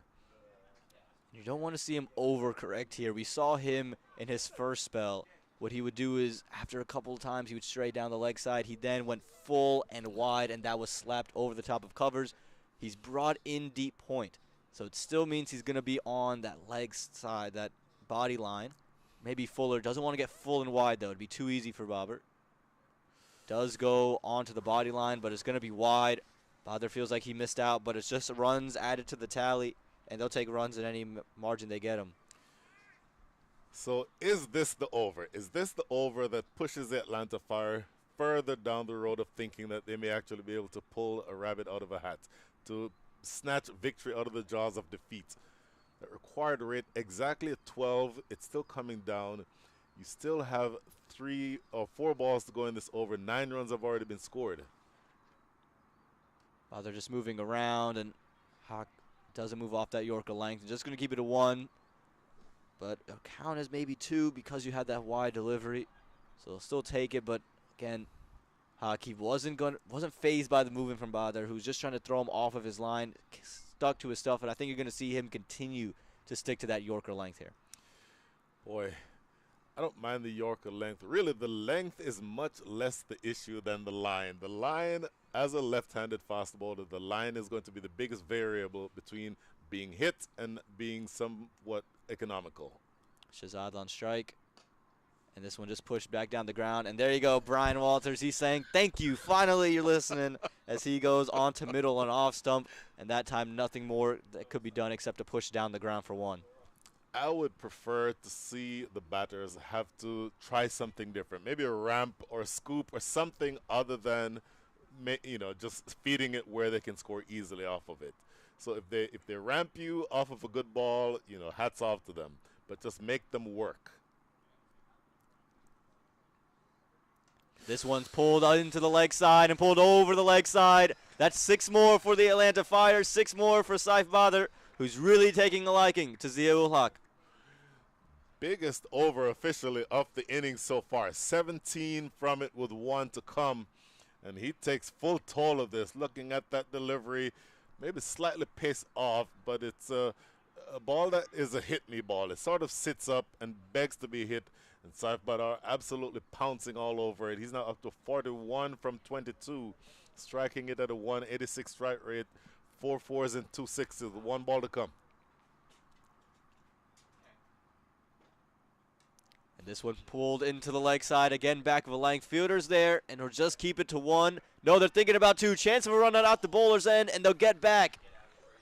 Looked like it could be disaster in the making, but they make it back to end an eventful 15th over. It's 124 for loss of 4.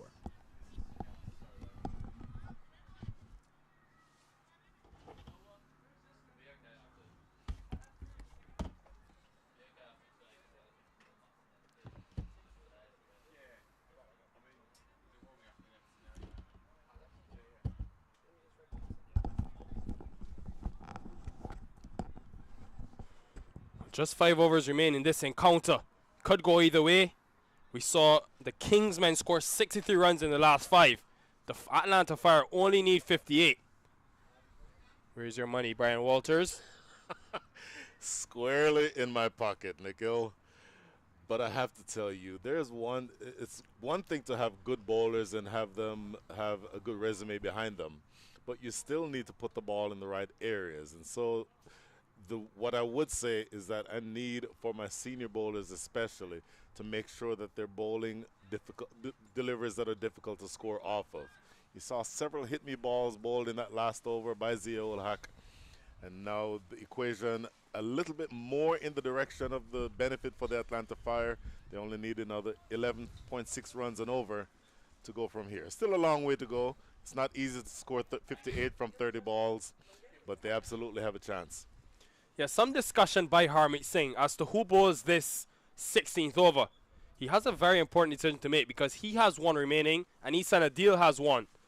And you think who's going to make up these final 4? I think he's taking a bit of a gamble after that last over went for 19. I'm not so sure he would have bowled this over. But he realizes that Saif Badr seems like the wicket to get. 43 from just 23. Strike rate of 187. What a revelation he's been for the Fire, who looked down and out at one stage. We're 67 for 3 after 10. Comes back for 2. One thing I've noticed about Saif Badr, Brian, the running between the wickets. So astute at getting to the other end. He really puts pressure on the fielders. Well, it's such a major part of the game. You can score big in several different ways. You can hit big, 4s and 6s, or you can absolutely be an athlete and sprint through the runs. And so if you have both in your arsenal, then that just allows you to challenge the fielding side in a number of different ways. Through extra covers. Well hit by Zia Shazad. Fielded as well, though. That's what you do tend to get at Prairie View. It's a nice outfield. You can slide. Save those boundaries. When that wicket fell at 81 for 4, the wicket of Corey Anderson, were you surprised that they maybe didn't send Bhaskar Yadram, someone who is known for his power hitting ability, ahead of Azia Shazad? That's certainly an interesting thought. It would not have been out of the realm of possibility. I'll say more after this. But I think one thing that they might have considered is, okay, if we're going to keep Bhaskar Yadram back, then those who are going after him before him need to have a more of a sense of urgency. Given the way that the innings has played out, I think in retrospect it may have been a better option to bring him in sort of as a pinch hitter. Even if he gives you about 30 or 40 runs from 15 or 20 balls, that certainly would have had you more along the path close to victory as compared to where they are right now. Again, Harmeet Singh, just such a skilled spinner. Finger spin, not been the easiest to bowl in these conditions. Small square boundaries, especially on the onside of Saif Badr, but he just finds a way. So good at using the changes of pace. That's what makes him so special. And wanted 2 there's here, Shazad, but definitely not on. And again, after a 19 run over, he's come and pulled things back magnificently well. Just gone for 6 runs in the first 5 deliveries.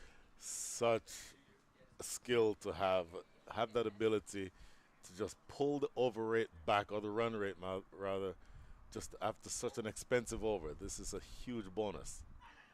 Dot ball. Excellent closeout for Harmeet Singh. Could that be the over that wins his team this game? End of 16 overs. 52 needed for victory. 130 for 4.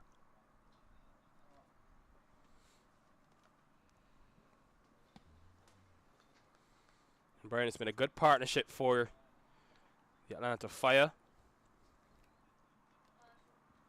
Worth 48 runs, is coming just 24 balls at the right time. They have wickets in hand, a lot of power, as we mentioned, to come. But they do have Ihsan Adil, who's probably been the pick of the bowlers for the Kingsmen to deal with.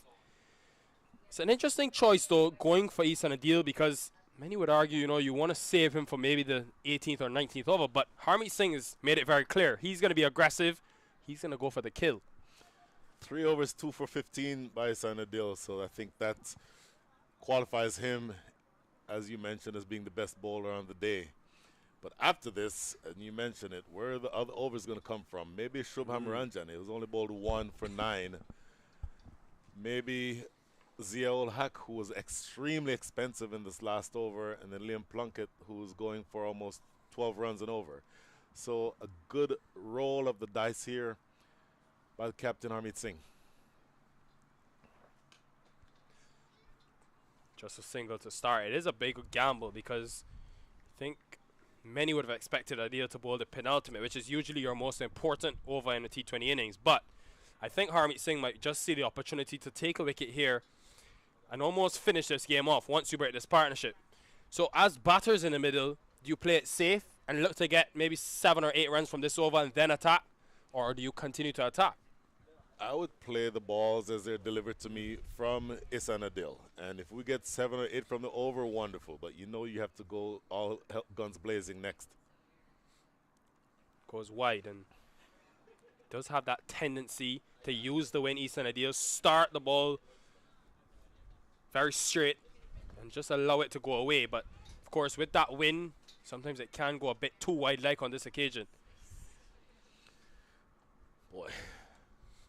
Very hard to control the way he releases the ball. Almost rolls his fingers on the side of the ball to get that inward movement initially.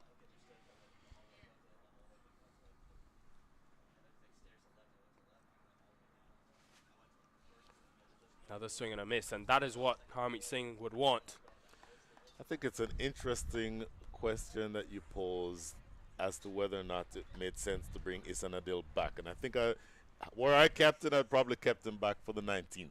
But I will tell you that with each dot ball and with each single, as that required rate keeps climbing, that decision has been sort of justified. And if Ihsan Adil can get out of this over only having conceded 6 runs or fewer, then I think that accomplishes the task of not necessarily turning the screws all the way, but certainly putting them more on the path to victory.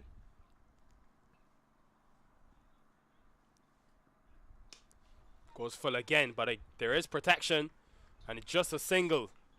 It's turning out to be a dream over for the Kingsmen, and it's really been Ihsan Adil and Harmeet Singh that have controlled the stem of flow in this matchup in terms of with the ball in hand, because we saw how high scoring this surface was. 181 put on by the Kingsmen. Now they've ensured that they just keep the boundaries to a minimum, especially. They've bolted their field well. Very full. He has the protection for it.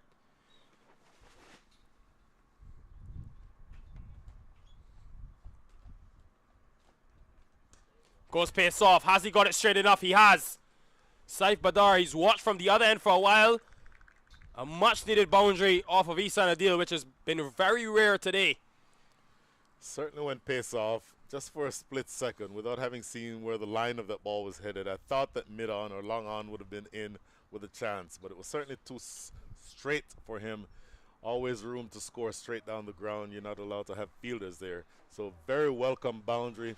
Saif Badar now up to 49 in the context of this innings, it's a huge, huge part of the chase. Let's see if he has enough to be able to push in that direction. May have just got a bit predictable with that slower ball. Isan Adil was too short, so it gave Saif Badar enough time to size it up. One away from a half century. And he'll get it. Second 50 we've seen in this MLC Champions Open. Saif Badar, 28 balls, exactly what they needed at this stage for the Pakistani. He'll be happy with that in the first matchup. He'll be happy with it, but if you see, there was literally no celebration whatsoever because he knows that they still have a lot of work to do. There's no question that he might be the most important cog the rest of the way. And they still need another 44 runs from 19 balls. Isandadil with his last ball of his spell. Again, very full but very straight, and it's forcing the batters of the Atlanta Fire to hit too long off and long on. Excellent over, even though he conceded the boundary.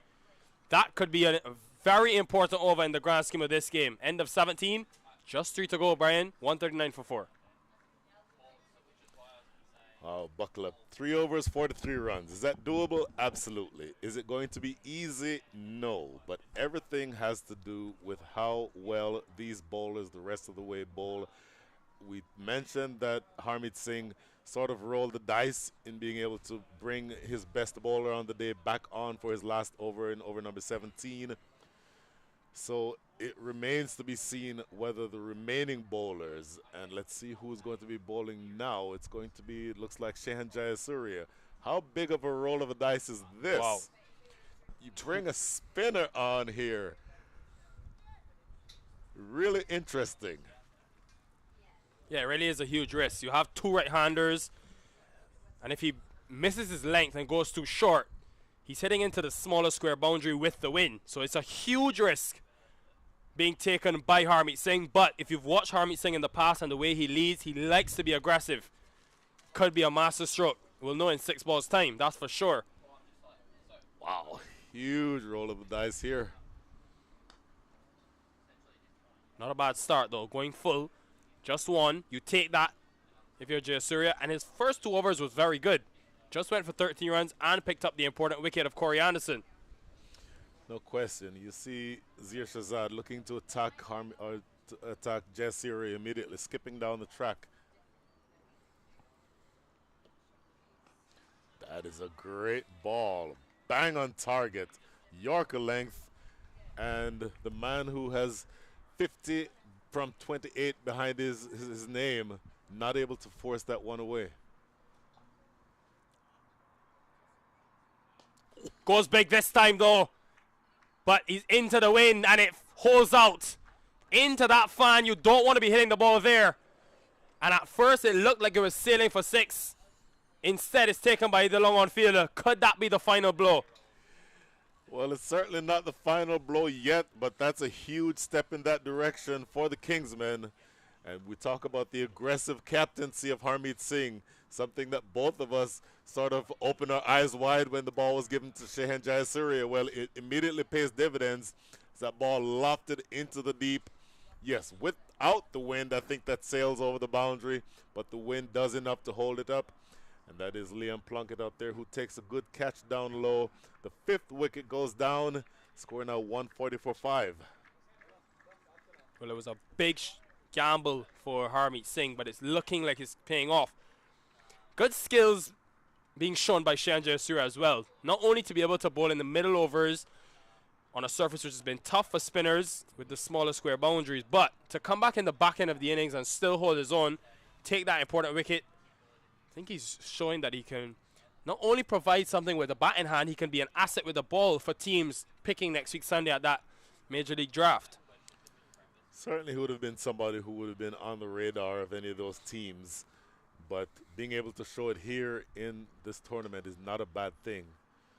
Here's the man that we talked about earlier, Bhaskar Yadram, gets off the mark immediately with a single down to long off.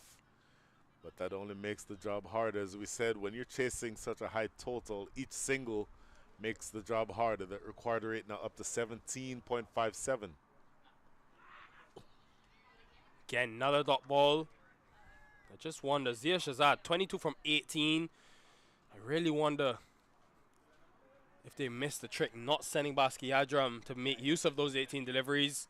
Someone that, I mean, Zia Shazad is very capable. Very capable. He's got a couple 50s in the minor league season, but Basque Yadram is that known six-hitter. Someone that can sort of bring you back into this game. You had a Saif Badar at the other end going well. All that will be things for Sami Aslam and his Atlanta Fire to look back on. Wow. This is really, really interesting. We're now only 3 runs coming from that over. What an absolutely spectacular over bowled by the experienced Shehan Jayasuriya. And the task is that much more difficult now for the Atlanta Fire. In the last 2 overs, they need 40 runs.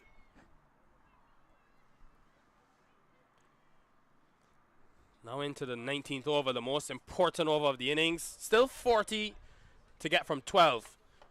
It's not impossible. We've seen crazier things happen in cricket, and you have Basque Yadram there. If he can get hold of 2 or 3 deliveries hitting with the win, they could really go a long way. And Liam Plunkett has been expensive today. So, interesting 12 deliveries coming up. What field does he have? That will be key. Long off, long on.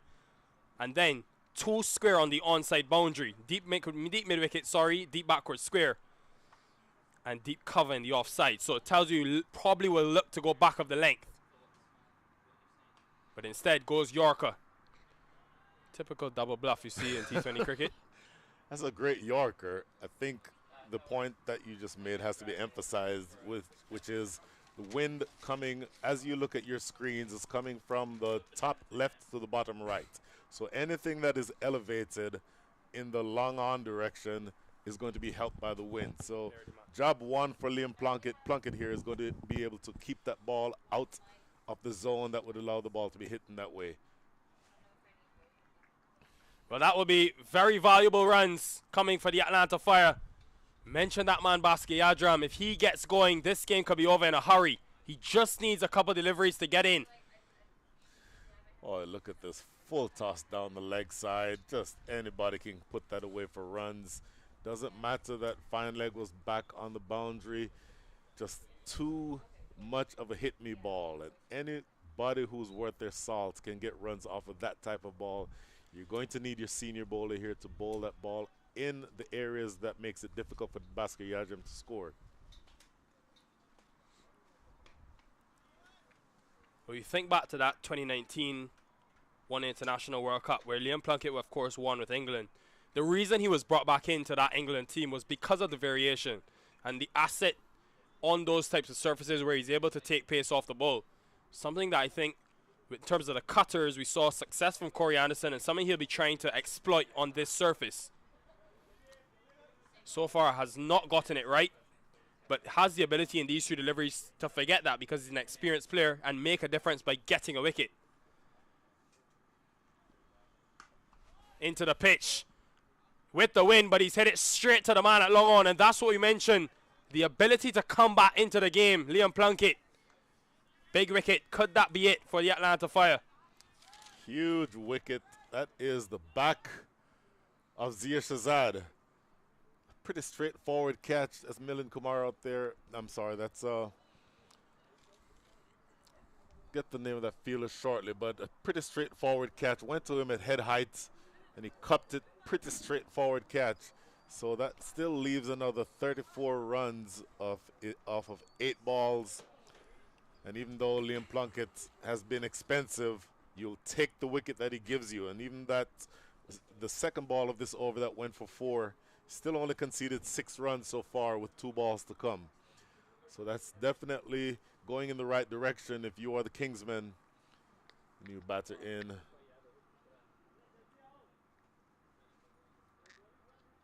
Corner drives come to the middle. He can hit it a long way, but I wonder if the plan will just be to get Basque Yadram on strike. Already hit 1 boundary. Can he hit a couple more? Not the penultimate over they would have been looking for, though. Just 6 runs from it. Again into the pitch, and that seems to be the successful length for seamers today. We saw it from Dry, who bowled the new ball earlier today. Was very dangerous. And now Liam Plunkett, a man that hits the deck very hard. It's good skillful bowling. So just 1 ball remaining. Basque Yadram Wonder if there would be a chance, or at least a thought in Bhaskar Yadram's mind, to take a single here to look to get all of the last over. It would be interesting to see, because let's just see what happens here. Tried to take it on, but again, not really coming on. And a run out could have been very close as well. The ball not really coming on to the bat. Overcast conditions. Bit of a tough surface to bat on. So ends 19 overs in this encounter. We're down to 6 balls, and they need 5 sixes at least to have any chance the Atlanta Fire. 150 for 6. In the grand scheme of things, Nikhil, 8 overs or 8 runs coming from the 19th over is actually a very, very good outcome for the Kingsmen. So you mentioned that the penultimate over, the 19th, is always the most important. The reality is that even with one bad ball in that over, Liam Plunkett delivered a really good over, one that you'd expect from your senior bowler. So now this will be Ziaul Haq, who's had an indifferent sort of a match so far with the ball in hand. He's so far bowled 3 overs. He's gone for 32 runs. Has taken 1 wicket, which is not insignificant. But speaking of 32, that's the exact number of runs needed for the Atlanta Fire. They'll need to be looking to attack Ziaul Haq here from ball 1. Swing and a miss, and that will almost wrap it up for the Kingsmen. Just talk about experience, though. Liam Plunkett had went for 33 runs in his first 2 overs, but always would have been backed in that situation to come back for that penultimate, just knowing the type of bowler he is. And even on a tough day, able to hold his nerve, execute at the death. Think about those important overs. The 17th over from Isan Adil took 2 wickets in that over. Don't forget Harmeet Singh's over. It just went for 6 runs. The 16th. And they'll look back on those things, the Kingsmen, and really see that as the reason. But let's not forget the finish with the bat as well. 63 runs, Brian, came from the last 5 overs. They were only 158 after 19 overs, so a similar position to the Atlanta Fire. You're exactly right. And so we're essentially administering the last rites here. Without extras, this game is going to end in a victory by the Kingsmen. Bhaskar Yadram, I think it's going to be a talking point that the question that you asked me whether or not he should have been brought in earlier. But none of that matters now. This is just good execution towards the back end by Ziaul Haq. Really no pressure at this point, because obviously with 31 runs needed, with another 3 balls to go, this game is essentially over.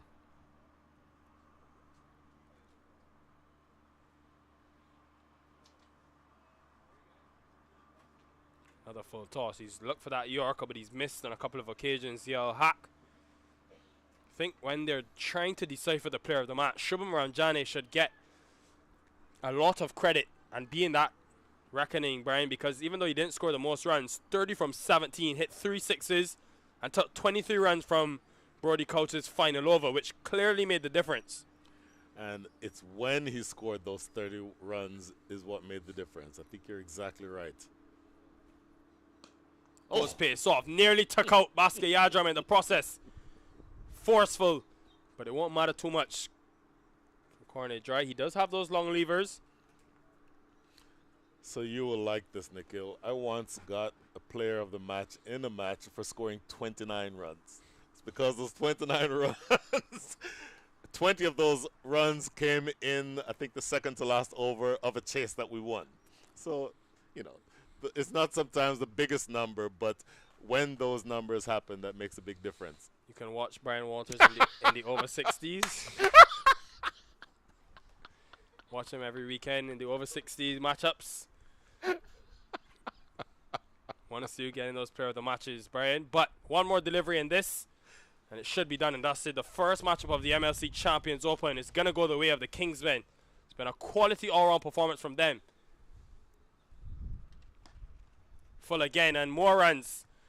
Mid on up in the circle. So will be a consolation prize for the Atlanta Fire, who only get to 159 in their 20 overs. Not a bad score, but still the Kingsmen winning by 22 runs in the end. Pretty straightforward and maybe even an anticlimactic finish to this match. A couple of blows in the last over by Corny Dry. Ends up being knocked out, which is always a good thing, but the Kingsmen winning it easily by 22 runs. Fantastic match to start with. There was drama up front, a good flourish that closed out the innings for the Kingsmen. You mentioned Shubham Ranjan and what he did with the bat. And then towards the back end, even though for a minute the Atlanta Fire seemed to be threatening, they were not able to pull it out. Here we see the final scorecard. Sami Aslam 22, Mukhtar Ahmed 16. And after that, a couple of relatively useful contributions led by Saif Badar, 50 from 30. But just not too much done by that middle order and needing to do too much at the end. Pretty straightforward victory. Well, the bowling, very good from Isan Adil. Picked up 2 wickets in an over. Shayan Jayasuriya as well. The part-time option, showing that he can be an all-round asset. The seamers were expensive today. Both Plunkett and Zia Al-Haq went for over 10 and over. And Ranjani just with the 1 over. So in the end, Harmeet Singh will be very happy with this performance. A spirited all-round performance by the Kingsmen. And a good way to start this MLC Champions Open. Don't go too far though, because in a matter of 15 minutes or so, we will have the second game of today. So stay tuned to the MLC Network or wherever you're getting this coverage from. It was a pleasure bringing you the coverage of the first match, first of 8 in this MLC Champions Open. It's bye for now.